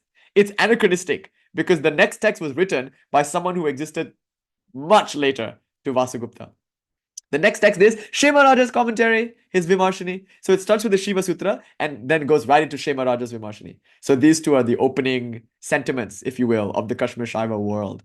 So Shiva Sutra by Vasugupta, and then we get the Vimarshini by Shema Raja, which is the more popular one. But I think Bhaskara's one is important too. And Mark Jakowski, he wrote a book called The Aphorisms of Shiva, where he comments on Bhaskara's, not Shema Raja's, commentary on the Shiva Sutra. So just if you're interested, and these are kind of academic technical details, but if you want to know, the Shiva Sutra can be interpreted through Bhaskara and through Shema Raja, and they both give slightly different interpretations of the Shiva Sutra. But you can say the Shiva Sutra starts a lineage called the Spanda. The Spanda Karaka, either attributed to Vasugupta or attributed to this guy Bhatta his disciple, is another very important work. And then we have Kshema Raja gives the Spanda Sandoha. Sorry, I spelled this wrong. This should be an H. Spanda Sandoha, Spanda Nirnaya. I've never studied either of these works, but from what I know, the Spanda Sandoha, one teacher told me, is just like kind of explaining the purpose of the Shiva Sutra. It's like a broad overarching commentary. It's not really a commentary on the Shiva Sutra. And the Nirnaya, again, I haven't studied this text either, but I think it has to do with the first part of the Shiva Sutra. Yeah, there's no, again, we're sticking to the tantras and the agamas, so there's no Puranas mentioned here. Well, I'll come to that question in a little bit. Oh, I think, Kalila, did you find it on Scribd? Is that like the whole thing? Whoa, in the British Museum? That's crazy. If I had known this. Oh, but no, this isn't the whole thing. The Kashmir series of texts and studies. Oh yeah, no. This is different. These are just Sanskrit manuscripts of the British Museum. So these would be just a bunch of other stuff. The one I'm talking about now is called the Kashmir series of texts and studies. It's like a specific thing. It's Kashmir series of texts and studies. Let me just find it for you. I haven't looked it up on the. Oh, here it is. Oh, it's on the Internet Archive also. So it's there. You can get it. Here, I'll put it in a chat. Just so you have it. Kashmir series of texts and studies. But this is just one of the volumes. Anyway, this is kind of cool. There's like this online resource that you can see. Let me show you. And then you can kind of flip through it. So here it is. But this is, I think it's just one of the volumes. Yeah, it's volume 1. So anyway, I found volume 1 at least. So here's volume 1. And look, it opens with Shiva Sutra, Vimarshini. Shiva Sutra of Vasugupta with the commentary called Vimarshini by Kshema Raja. Isn't that interesting? So it opens with, like I just said, Shiva Sutra and Shiva Sutra Vimarshini. Here's Mount Mahadeva. Look, it's like an arrow pointing to Kailash or something. Oh, Shrikanta appears in Kailash anyway. Isn't that beautiful? And then there's like, is that so beautiful? Okay. Anyway, let's click through it. And here it is. Here's the text. Oh, what did I do? Oh, yeah. Oh, what did I do? Oh my God. Okay, here we go. So you can just flip through this and then you have the text and like that. So if you're interested in the primary sources, they're all available, but this is just volume 1. There are many volumes in the series. So Tantra Loka is in there, Tantra Sara is in there, everything. Anyway, I digress. So the point is, there's the Shiva Sutra and there's the Shiva Sutra Vimarshini, right? And let's look over here. So there's the Spandakarika, and of course there are many commentaries in the Spandakarika. And so this whole thing, you can say these 3 texts, they're all together, they form the Spanda, if you will. And the Spanda is sort of like the Bhagavad Gita to the Upanishads. Not really, but these are, of course, the Shruti. And these you could say are like the Smriti. They're sort of human authorship, but this is the Nyaya. So you guys, it's not enough to just make religious claims. After all, these texts are kind of religious in orientation. They're like sort of axiomatic and mystical. They're not that philosophical, especially the Shiva Sutra. They're just aphorisms. Of course, the Vrittis, the commentaries, are an attempt to ground this stuff in philosophy, but the Pratyabhijna lineage, I would argue, is the properly speaking philosophical transmission. It starts with Somananda's Shiva Drishti. Remember, Somananda claims descent from Triambaka. So Somananda's Shiva Drishti is very important. It's about 307 verses, and he composed his own vritti, but it's lost. So of the, I think, 7 anikas, the 7 parts, only 4 are available in manuscript form. So much of the Shiva Drishti is lost, but more, I would argue, more prominent. I wouldn't say maybe more important, because the Shiva Drishti is so important. It's like the foundational philosophical work of the tradition. It's like the Brahma Sutra of Shaivism. More prominent than the Shiva Drishti, though, is the much shorter Ishvara Pratyabhijna Karikas attributed to Utpalacharya. So he's very important voice. Not Utpala Vaishnava, the same different Utpala from this one, but this is Utpala Deva or Utpalacharya. So he composed 190 verses of this Ishvara Pratyabhijna Karika. I haven't studied his vritti, but there's a vritti apparently of 161 verses. So altogether, this is perhaps one of the most important offerings, the Ishvara Pratyabhijna Karika, because so many people comment upon it. For instance, the Ishvara Pratyabhijna Karika is commented on by none other than Abhinava Gupta in two ways. One is the Pratyabhijna Vimarshini, which is called the Lagri, the short commentary, and the Brihati, which is the long commentary called the Pratyabhijna Vivritti Vimarshini. So this is called the IPPV. Ishvara Pratyabhigya Viviti Vimarshini, IPPV, or just the IPV, Ishvara Pratyabhigya Vimarshini. These are both by Abhinava Gupta, but they are based on his guru's work called the Ishvara Pratyabhigya Karika.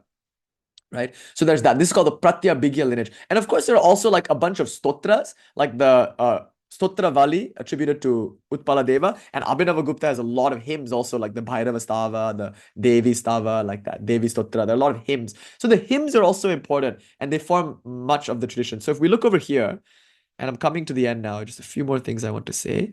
And if we look over here, we'll see, where are we? We'll see that Vasugupta, eventually one of his disciples, I would say, I think we can amend this a little bit. So we can say Utpala Deva comes from the Somananda lineage. So we have Vasugupta, who is the Spanda lineage. So we have Spanda lineage. But then we also have the Pratyabhigya lineage. Sometimes they're distinguished, sometimes you're not. So Utpala Deva, he, comes in the lineage of what you can say is, what do you call it? The lineage of Somananda, like that. So Utpala Deva, Somananda. Oh, here he is. Okay, yeah, okay, good. I see it. So Utpala Deva is sharing the Spanda lineage and he's also there in the Pratyabhigya lineage. So then his disciple is Lakshmana Gupta, and Lakshmana Gupta's disciple is the famous Abhinava Gupta, who composed very important commentaries on his predecessors' works, but who also composed original works like the Tantra Loka and the Tantra Sara. The Tantra Sara is based on the Tantra Loka, but Tantra Loka is Abhinava Gupta's magnum opus, and it's arguably the most important text in the Tantric world besides the Tantras themselves. Because the Tantra Loka is an attempt, like I said in the Abhinava Gupta Jayanti lecture, it's an attempt to systematize the very diverse and vast world of the Tantras. So Abhinava Gupta, I would argue, is to the Tantras what Veda Vyasa is to the Vedas, is what Shankara is to the Upanishads. Abhinava Gupta founds, in my opinion, the Tantric worldview with his Tantra Loka. He's like Abhinava Gupta, he's like Vivekananda.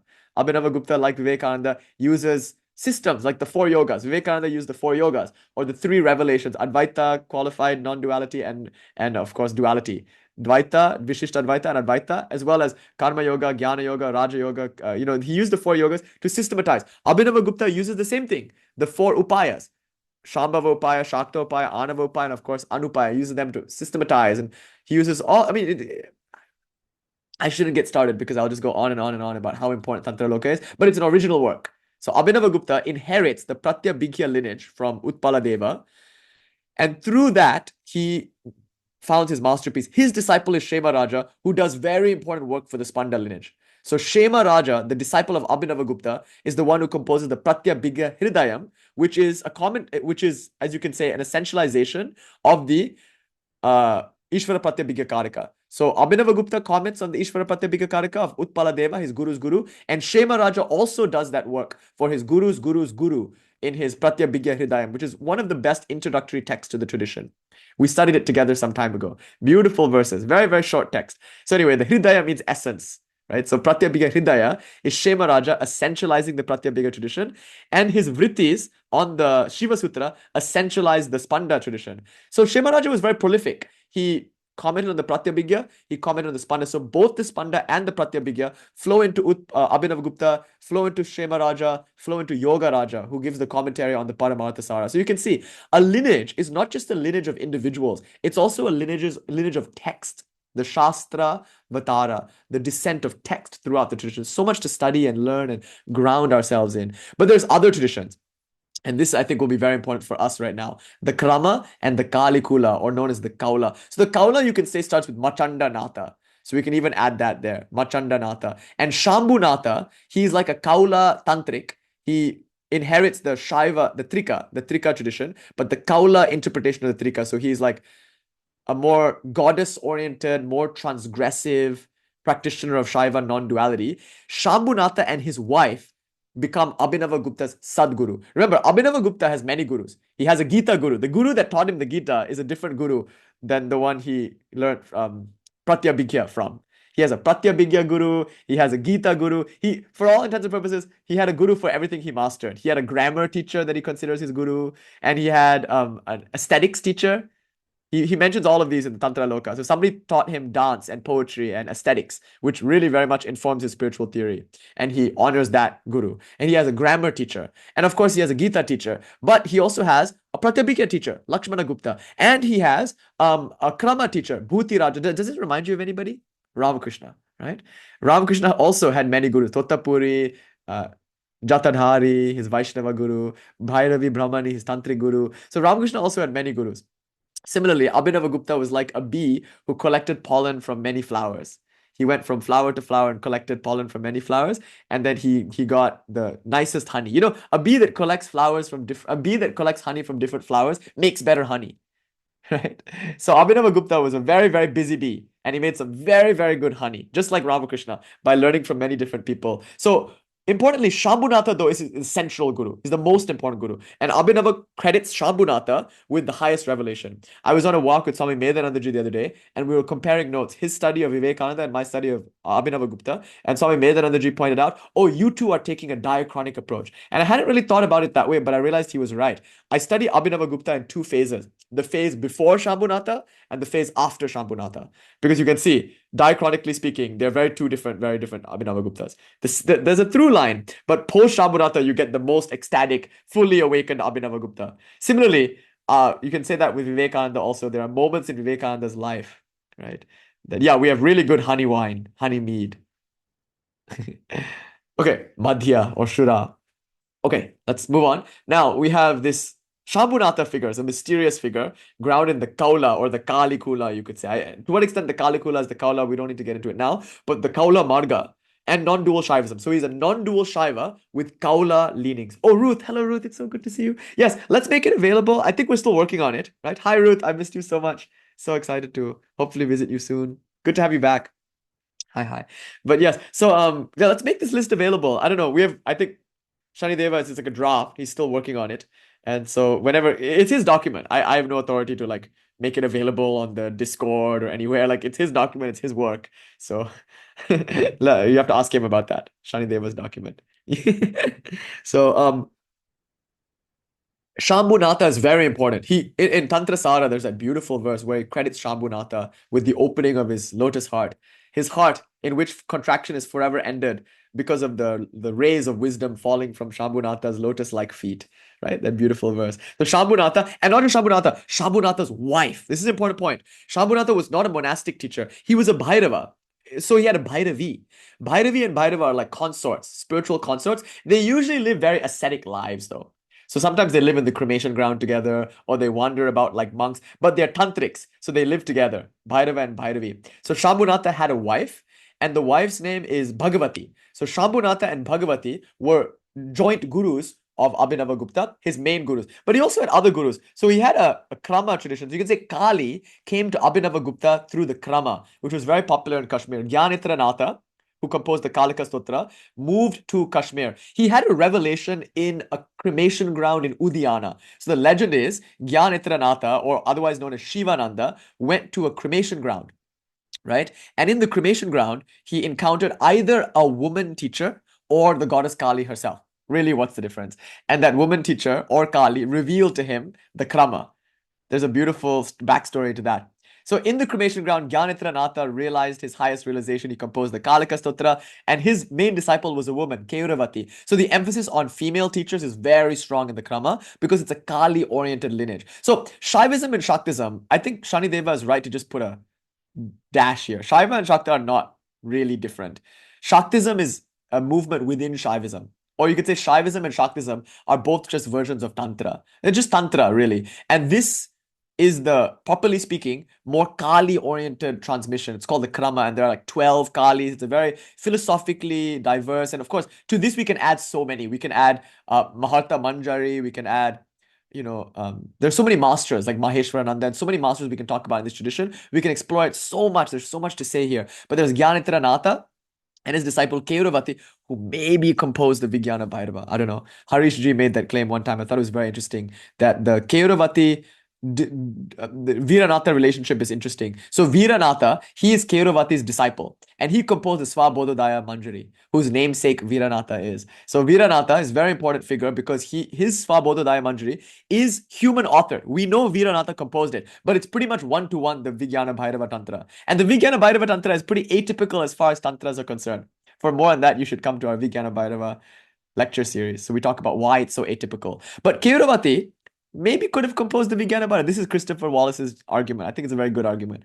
Harishji's interpolation, right? Like because Swabodha Daya Manjari we know was composed by Viranatha, and because we know Viranatha was Keuravati's disciple, it kind of makes sense that the Vijnana Bhairava might have been composed by Keuravati. It, after all, being a very atypical tantra. Anyway, so there's that. There's Chakrabhanu, who carries a skull, and there's Bhuti Raja. And Bhuti Raja wrote this text, and Bhuti Raja is a commentary on this. And Bhuti Raja is Abhinava Gupta's Krama Guru. So Abhinava combines the Trika, specifically the Kaula Trika, with the Krama, with the Spanda and the Pratya Bhigya, which all of it is premised upon the Shaiva Siddhanta. So don't worry, soon I'm going to do a super lecture on the Shaiva Siddhanta, which is my own tradition, right? I was born in Tamil Shaivism, and Tamil Shaivism is rooted in Shaiva Siddhanta. So I have so much to say about Manikavasahar and the Nayanars and Sambandar and so much Tamil stuff that I want to share with you, Tirumantiram and all of that. But it's not still too personal for me, it's still that's what I grew up in, and I don't feel like I can do it justice yet, just because of the intimacy that I have with the Shaiva Siddhanta tradition.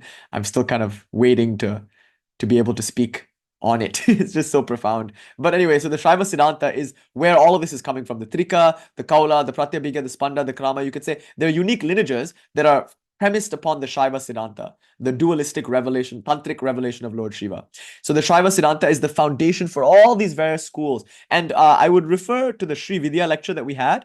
You'll notice that there's a Kashmir version of Sri Vidya, Vamakeshvari Tantra, and there's a southern version of Sri Vidya too. And the southern version, of course, is the one that's more prominent now. So Tamil Sri Vidya traditions, very important. So there's all this Sri Vidya Tantra, Kaubjika Tantra, I don't know very much about. For this, you must talk to Staneshwar Timal Sinhaji because he grew up in Nepal, and Kaubjika is mostly based in Nepal. And I know basically nothing about the Yamala, Amriteshvara, Mantra, Pita, and Vama traditions. Like these traditions, I know nothing about. I've studied none of these works, except for the Svachanda Tantra. But again, these traditions maybe don't really exist anymore. But the Sri Vidya does, and the Kaubjika does, and all of these do. Right? The Krama, I call it these days, the Krama you can say is the Kali-Kula.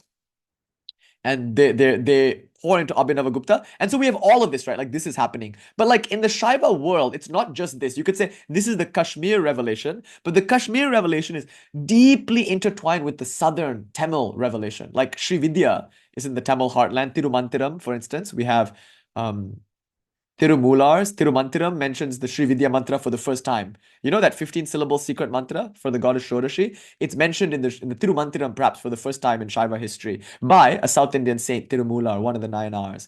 So anyway, there's a lot to say about southern Shaivism, but a lot of this tantra, whether it's Shaiva, whatever, what Shakta or Shaiva, doesn't matter. There's a Vaishnava version too, called the Pancharatra. And so this tantra, it melds with the Bhakti movement. So Ramanujacharya, Chaitanya Mahaprabhu, they would liberally use tantric concepts, Vaishnava tantric concepts in their transmission. And so Bhairavi Brahmani is very interesting because this Brahmani, she is a denizen of two spiritual worlds, which arguably you could say is one world. A tantric world rooted in the 64 Bhairava agamas. I forgot to say, the agamas are 10 Shaiva agamas, dualistic, 18 qualified non-dualistic Raudra agamas, and 64 Bhairava agamas. And the Brahmani is, of course, rooted in all of this, in the agamas. That's what makes her a Bhairavi.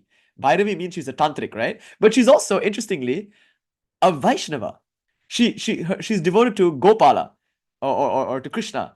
So she lives in this Vaishnava Bhakti world, but is rooted in this Tantric world. So Bhairavi Brahmani probably came from Assam. Whoa, I'm running very much over time, but I want to make another claim. And so Shani Deva, this must be in your document also. So we have this Kashmir Shaiva world and this non-dual Shaiva world, which is very important for us because we teach in our community mainly non-dual Shaivism. But one thing you'll notice, right, in our community that would distinguish us from say like Harishji's community or Mark Jakowski's community or Lakshmanju's community, like we don't really fit into the Lakshmanju world. We do, of course, in the sense that we are drawing from Abhinava Gupta and they're rooted in Abhinava Gupta, of course. But you'll notice, what's the difference actually? You could say, what's the difference in our community? We're studying Abhinava Gupta, but what's the difference between our community and, like, say, Mark Jakowski's Sangha? Mark Jakowski ji is, of course, studied with Lakshmanju directly, and George and Denise and John and Denise Hughes and George and all that, those people who are Lakshmanju's successor is like George and Denise, right? Oh my God. John and Denise. And George, of course. George is running the Lakshmanju Sangha. But you notice one key difference. Do you know what it is? Some of you actually, you also do go to Mark Chakashki's Sangha, and you know about Harish G, Christopher Wallace, who also has some online communities, and you know about it used to be called the Universal Shaiva Fellowship, but it's now called, I think, the Lakshmanju Academy, if I'm not mistaken. So, like, what do you think? What's the main difference between our community, which is also rooted in non-dual Shaivism? I grew up a Tamil Shaiva, and we're studying a lot. Of course, there's Madhu Raja. We forgot to mention Madhu Raja. We shouldn't forget to mention him because he is a South Indian, probably from Madurai Meenakshi, who either literally went to Kashmir and studied from Abhinava Gupta or just received a transmission from Abhinava Gupta in the Indian South. And so Abhinava Gupta is very well known in the South. Much of our Sri Vidya literature draws from that Kashmir Shaiva pantheon and vice versa.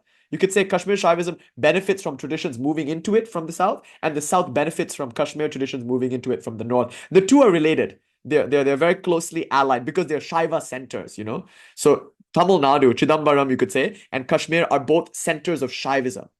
And by the way, if you think of India, something very cool is going to happen here. Think of where Kashmir is. Think of where Tamil Nadu is, or Chidambaram. So the Tamil heartland and Kashmir, the two have Shaivism in common, Many Tamils are Shaivas.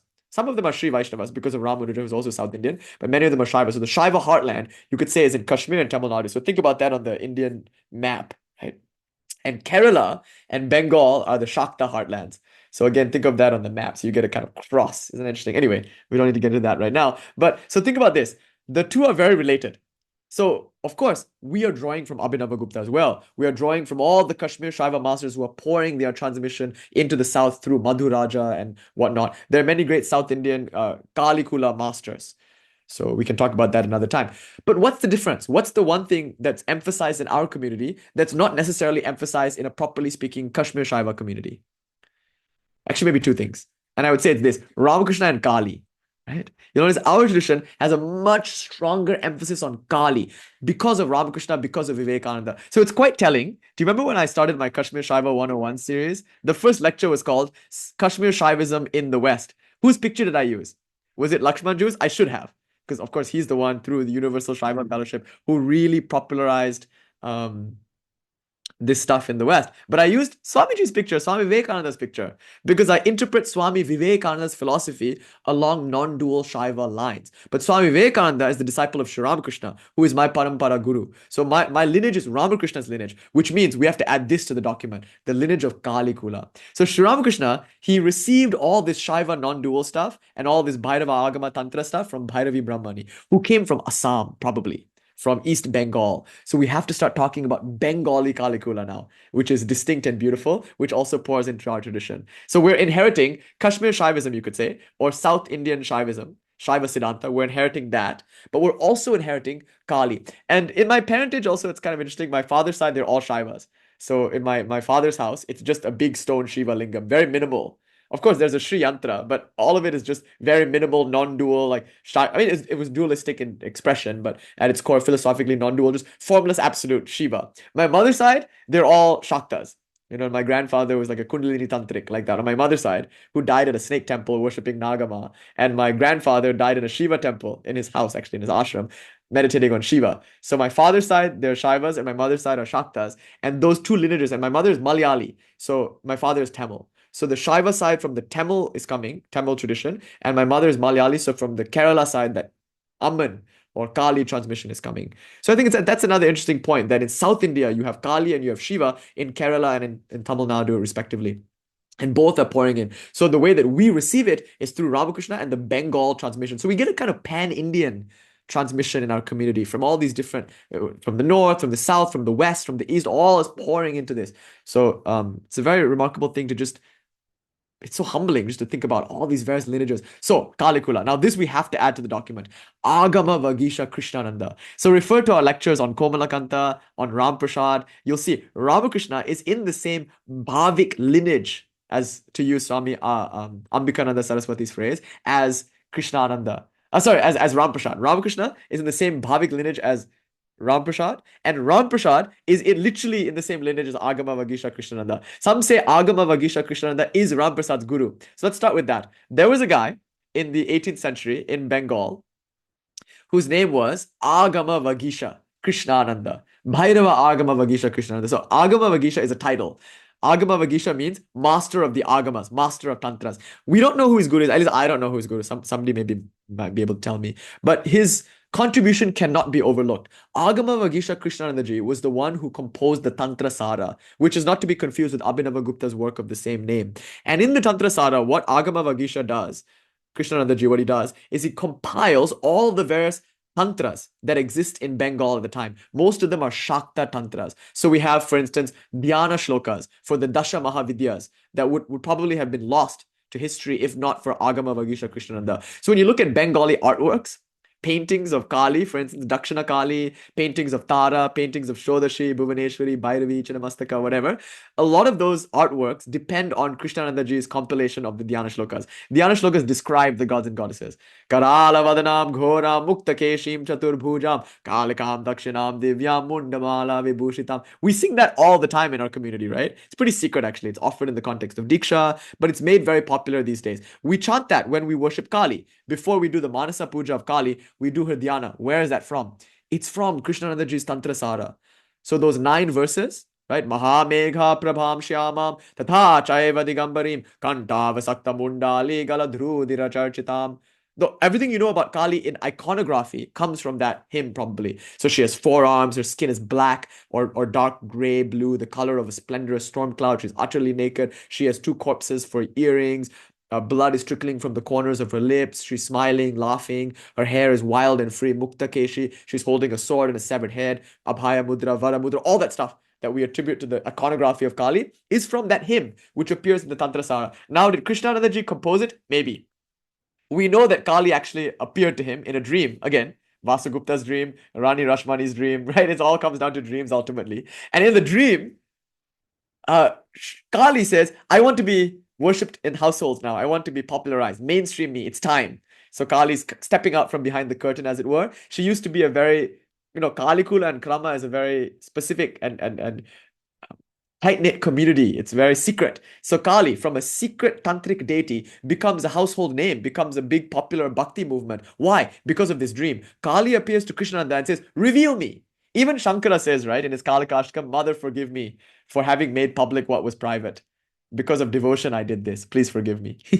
So we shared Kali. We're mainstreaming Kali, to use Taneshwar Timal Sinergy's beautiful phrase at the Vedanta New York Center. So what does it mean to mainstream Kali? We have to go back to Krishnananda. He's like all important actually. Abhinava Gupta is so important because he composed Tantra Loka, Tantra Sara. Krishnanandaji is perhaps equally important because he also composed, importantly, a work of the same name, Tantra Sara, from which we get not just the Dhyana Shlokas, but also the Yantras.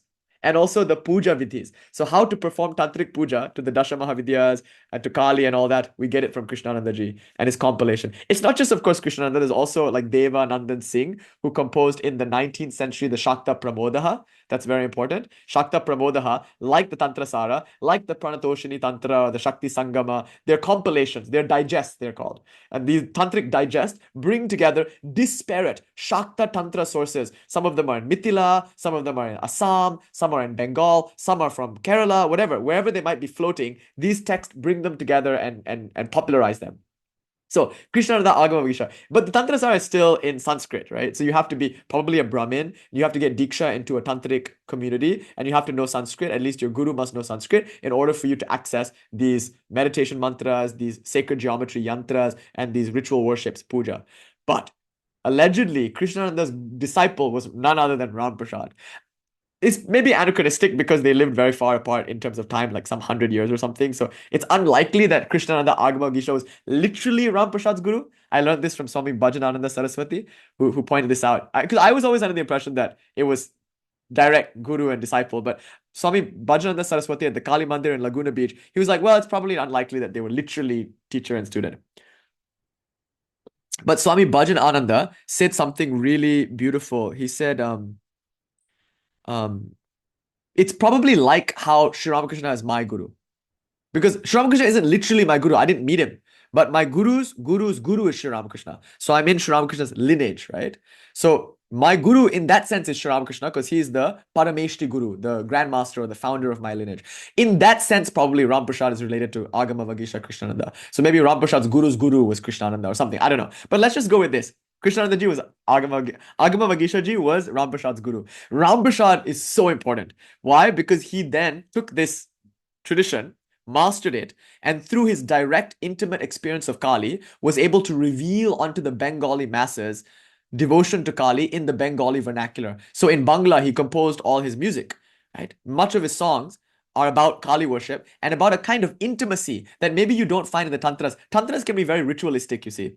But the Bhakti movement is all about going beyond just ritual and actually having a personal relationship with the mother. And it doesn't just have to be loving, it could be a hateful, complaining relationship from time to time. So Ram Prashad's poems are so beautiful because they express like annoyance at Ma or like grief and anger. And Ram Prashad was so weird. He would say, like, oh, I was born under a bad nakshatra. They say one who was born under this star becomes the devourer of his mother. Mother, I'm going to eat you. Either you eat me or I eat you.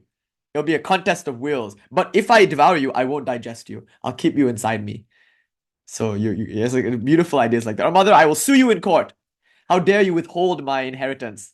I should have you. You're my mother, aren't you? How can you leave me here all alone? I will sue you in court, and with 1 point, ekagra, single point in mind, I will win. And I will loot your inheritance or something like that. So these songs were so popular because they really showed what ecstatic devotion looked like to Kali. So Ram Prasad emphasized Kali's benign and loving aspect without losing her fierce aspect. And importantly, he pointed to a non-dual aspect. Beyond just the form, he pointed to Kali as pure non-dual consciousness. So Ram Prasad, let's imagine he's the disciple of Krishnananda Ji. Maybe not directly, but he's in that lineage, was so important because he popularized Bengali Kali worship. If there wasn't Krishnananda Agama Vagisha, there might not have been Ramprasad. And if there wasn't Ramprasad, there might not have been Rani Rasmani or the Dakshineshwar Kali temple. No Rani Rasmani means no Dakshineshwar Kali temple. No Dakshineshwar Kali temple means no Ramakrishna. You can see how important Ramprasad is. And Ramakrishna loved Ramprasad so much, he would spend hours just singing Ramprasad songs to Kali at the Dakshineshwar temple. Ramprasad was Sri Ramakrishna's go-to for instructions because Ram Prasad left a lot of instructions in his music, sadhana instructions, dive down deep, dupa dupa dup, like or the many songs teach us about tantric sadhana. Not just he doesn't just express his devotion, he also leaves clues as to how we can ourselves realize Kali. So Ramakrishna, to use Ambikananda Saraswati Maharaj's phrase, is in the same bhavik lineage as Ram Prasad. Maybe not literally the same lineage, but the same bhavik lineage because he also teaches through music, all that stuff. We made this point in the previous lecture on Ram Prasad's backstory. I don't need to get into it too much now. And you can tell I'm becoming breathless and speaking very quickly because I'm so over time. I want to get into Q&A. And plus, we have our evening satsang, and oh my god! And there's an evening puja tonight. We're doing a Kali puja and live streaming it. So we have to get started setting up. So let me just try to finish. Krishnananda, Ram Prasad, of course, Komala Kanta. You can add him to this idea also. Then finally, we get importantly Ramakrishna, who I will argue it all comes down to. So all of this stuff comes down to Ramakrishna. Now Ramakrishna didn't take Diksha with Bhairavi Brahmani first or Tottapuri first. He took Diksha formally with one Kedarama Bhattacharya, who was probably like a Tantrik Brahmin or something like that. He needed that Diksha because he was about to take up his role as the head priest, or at least as a priest at the Kali temple. And you can't be a priest of the Kali temple without knowing how to do Kali Puja, and you can't learn to do Kali Puja without Diksha into a Kali mantra. That's the rule. You need to first get initiated into a Kali mantra in order to be able to access Kali Puja. So Sri Ramakrishna, as a matter of office, I mean, after all, his Kula Devata, unlike Ram Prasad, was not Kali. His Kula Devata was, can anybody get, does anybody want to play the game? Like, who was, quiz, for 10 points, who was Sri Ramakrishna's Kula Devata? His family worshipped what deity as a family deity? Does anybody know? It was not Krishna. It was Vishnu, Raghuvir, Rama, specifically Rama. I could say it's Vishnu, Krishna, it's all good, but Rama. So Raghuvir was the family deity. And of course, in the household, there was a Shiva Lingam also, and a beautiful Devi pot. There was a gata in which a very specific Gram Devata was worshipped also, a goddess that allays fever. So it's a kind of very universalist household. There was Shiva, there was a Shiva Lingam, and then there was a form of Ma there, Shitala, her name was. And then, of course, there's Vishnu, but Vishnu, Raghuvir, the Shalagram, was the central deity, the family deity. So Sri Ramakrishna grew up with Raghuvir. And after his Upanaya ceremony at age 9, he was worshipping Raghuvir only. He didn't really come into this whole Kali world until he moved with his brother Ramkumar to Kolkata and until he got involved in Rani Rasmani's temple. And in Rani Rasmani's temple, he was then hired by Rani Rasmani's son-in-law to be the head priest. On the merit of his sculpting, he was such a great sculptor, he was such a great artist that he was hired to be the head priest or to be a priest at age 19, right? So to do this, he needed a mantra, and he took this mantra from one Kedarama Bhattacharya, whose name unfortunately has faded in history. We don't really know very much about Kedarama Bhattacharya, but a story is told about this Diksha. So apparently, when Kedarama Bhattacharya whispered the mantra into Sri Ramakrishna's ear, Sri Ramakrishna was so overwhelmed, so thrilled that he roared or screamed or shouted or something. And according to one story, he shouted so loudly that even his guru ran away. Even Kedarama Bhattacharya was like, oh my God, it ran away. So just by getting, what mantra did Sri Ramakrishna get?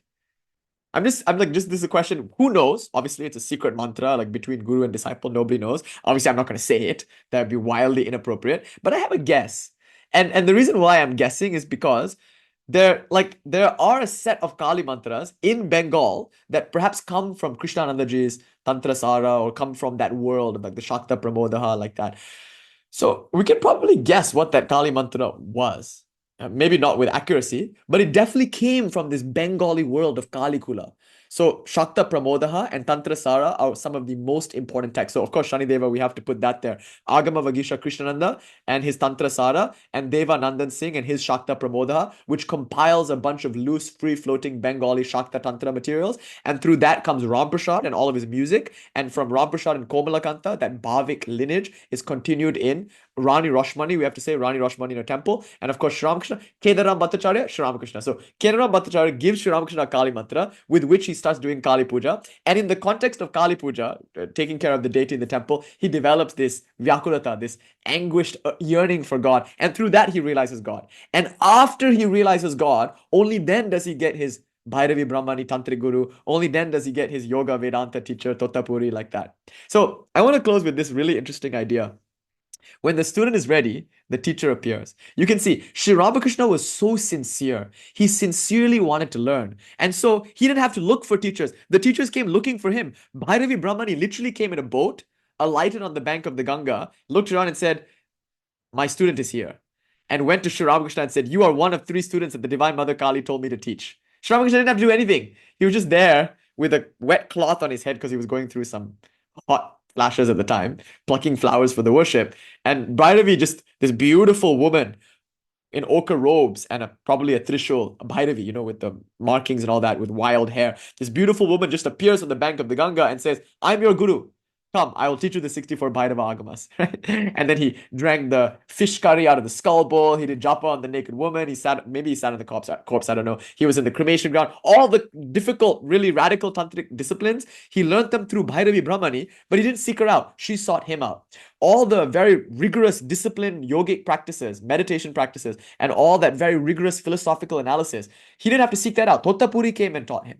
So Totapuri, in the Shankara Dashnami, in the Advaita Vedanta, Yoga Vedanta lineage, came to Sri Ramakrishna and gave him that. Bhairavi Brahmani, in that tantric world of like Assamese, East Bengal Tantra, came and gave him Tantra. But he first got Tantra through that mantra with the Kedarama Bhattacharya. And so Sri Ramakrishna exists in this Bengali Kali-Kula world. But he also exists in this Vaishnava devotional world. He felt very much like Chaitanya. In fact, like I said last night, the only book that Sri Ramakrishna would have people read is, interestingly, a life of Sri Chaitanya. Because he felt like without understanding something of Sri Chaitanya's ecstasy for Krishna and for Radha, you wouldn't really understand Sri Ramakrishna. So that Krishna Radha kind of Vaishnava Tantra and that Kali, Kula, Shakta Tantra, both of those pour into Sri Ramakrishna.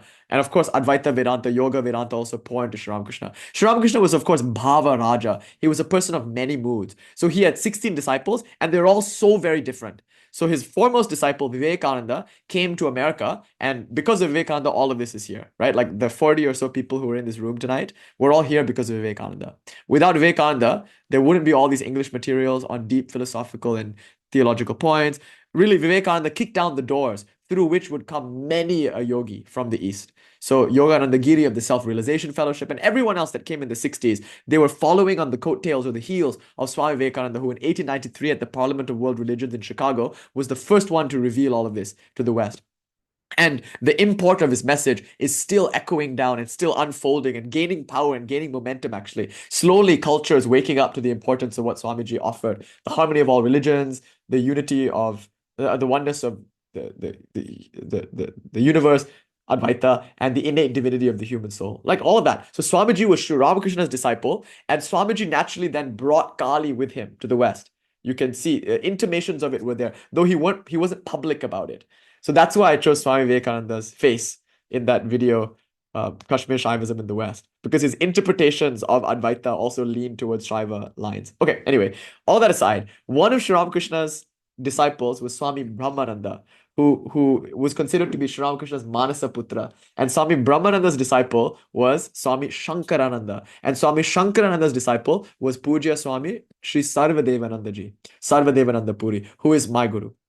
So that's the lineage. Like my guru Swami Sarvadevananda Puri, his guru Swami Shankarananda Puri, his guru Swami Brahmananda Puri, his guru Sri Ramakrishna, and his guru Bhairavi Brahmani. So my specific orientation in spiritual life, at least for now, is in the kind of tantric world, Shaiva Shakta Tantra. And so the aspect of Sri Ramakrishna that is most relevant for me is his Bhairava nature. So I wouldn't be a Puri because I'm not a monastic. I'm a householder. So that Bhairava lineage. So you could say Bhairava Sri Ramakrishna, Bhairava Sri Ramakrishna had many householder disciples too. You'd say Bhairava Girish Chandra Ghosh or something. I don't know. Depends whether or not they were doing tantric practices. But Sri Ramakrishna was a tantrika. He mastered the 64 Bhairava agamas, and he was initiated by Bhairavi Brahmani, making him Bhairava Sri Ramakrishna. So interestingly, now we have the case of a person who gets the Puri name and also the Bhairava name. It's very rare, actually. So he's Bhairava Sri Ramakrishna Puri. Sri Bhairava Ramakrishna Puri. So that Ramakrishna is the centerpiece of our tradition.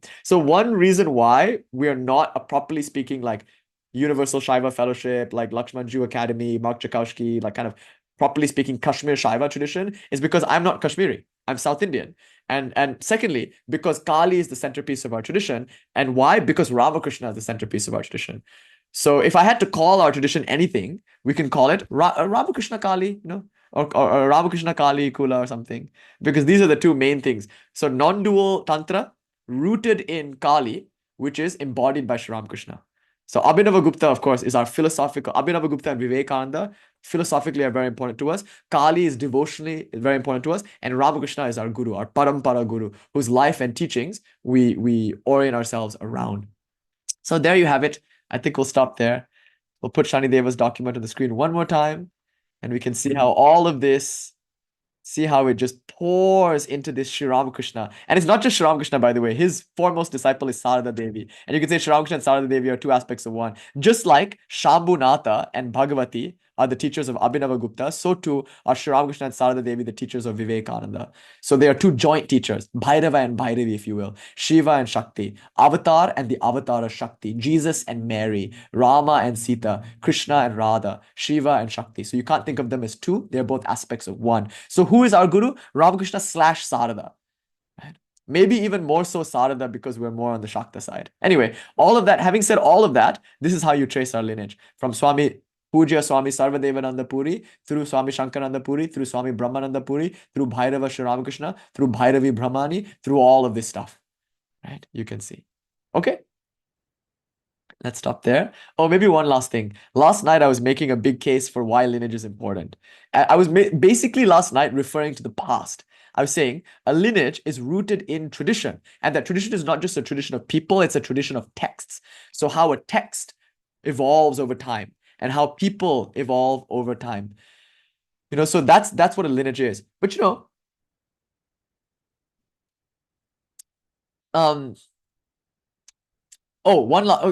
not just about the past, it's also about the present.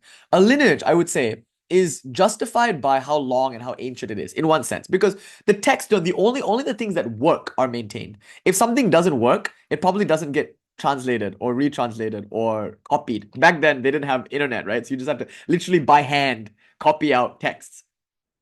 So you have to copy like that. So it probably wouldn't have been copied so many times throughout the ages if it wasn't valuable. That's one of my guesses. So the texts that we have now, the reason we have them and the reason why they've survived, I mean, the Vedas are pretty much like a 9,000-year-old extant tradition by some liberal estimates, at least 3,800 years before the Christ, right? So that means at least something like 6,000, 5,000 years of the Vedas. How on earth did all of that survive for so long?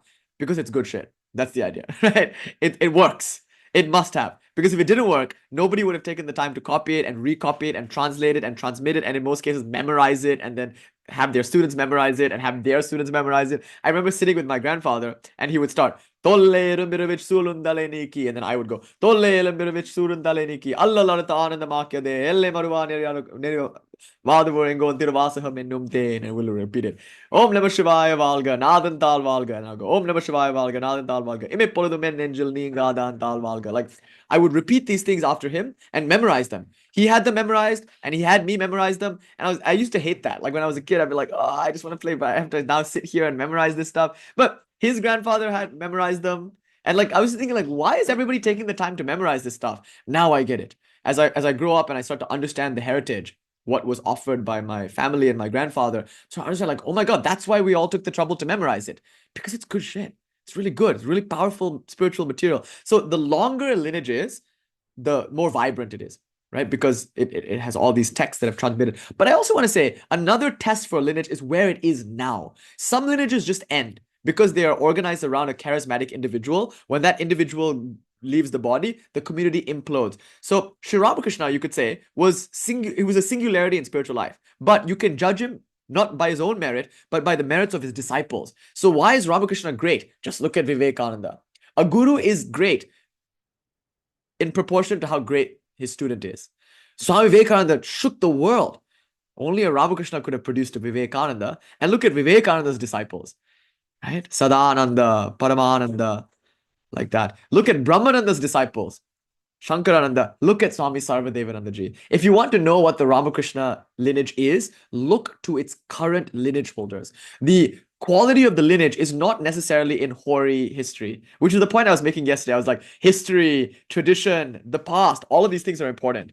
But I would say the quality of its lineage, the quality of a lineage is its representatives now. So don't look back to Swami Yogananda Giri. Look at how the monks are now. Don't look back to like Swami Muktananda. Look at how their monks are now. Not monks are like practitioners. Don't look back to, you can guess what it was like by seeing what it is now. So when you look at the Ramakrishna lineage, you have the likes of Vivekananda. You know who else you have? Rangatanandaji. You have Sarvapriyanandaji. You have Ashokanandaji. Oh my God, these are heavyweights, spiritual heavyweights, which tells you a little something about the power of the lineage. So we say a lineage is powerful insofar as it can create enlivened masters. Lineage, Shastra, by lineage I mean the disciplic succession. Shastra, the texts that come down through us through disciplic succession. Our Guru, Japa, meditation, puja, all of these are means to an end. What's the end? Your freedom, your spiritual realization. So the proof is in the pudding. If you are a fully realized person, you yourself are a testament to the power of your lineage. So what responsibility we all have to, all we have to do actually to honor the lineage is to become fully realized souls. No pressure. But literally behind you are the lives of thousands, if not tens of thousands of years of great masters who have given body, mind, and soul to this. Also that we could be here now inheriting this heritage that they've passed down to us. Now we have to pay our dakshina. What's the dakshina? Realization. It's not any amount of money, no amount of money. People are always asking me like, oh, you give all of this away for free. Let me compensate you. I'm like, you couldn't if you tried. There is no amount of money that you could possibly give me that could compensate me for this knowledge. Why? Because it's priceless. Your human money can never compensate me for it.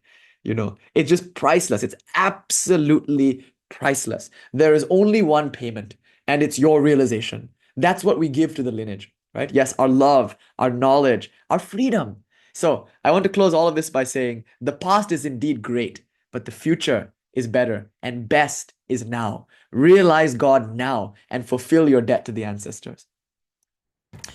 Om Shanti Shanti Shanti Hari Om Tat Sat Shri Ramakrishna Arpanamastu Om Shri Guru Arpanamastu Shri Parama Guru Arpanamastu Shri Para Para Guru Arpanamastu Shri Parameshti Guru Arpanamastu Shri Guru Shakti Arpanam Astu. Om, peace, peace, peace. May this be an offering to Sri Ramakrishna. May this be an offering to my Guru, to my Guru's Guru, to my Guru's Guru's Guru, to the founding lineage holder Guru. May this be an offering to Kali, who is the Guru Shakti, the power that flows in an unbroken transmission throughout the lineage.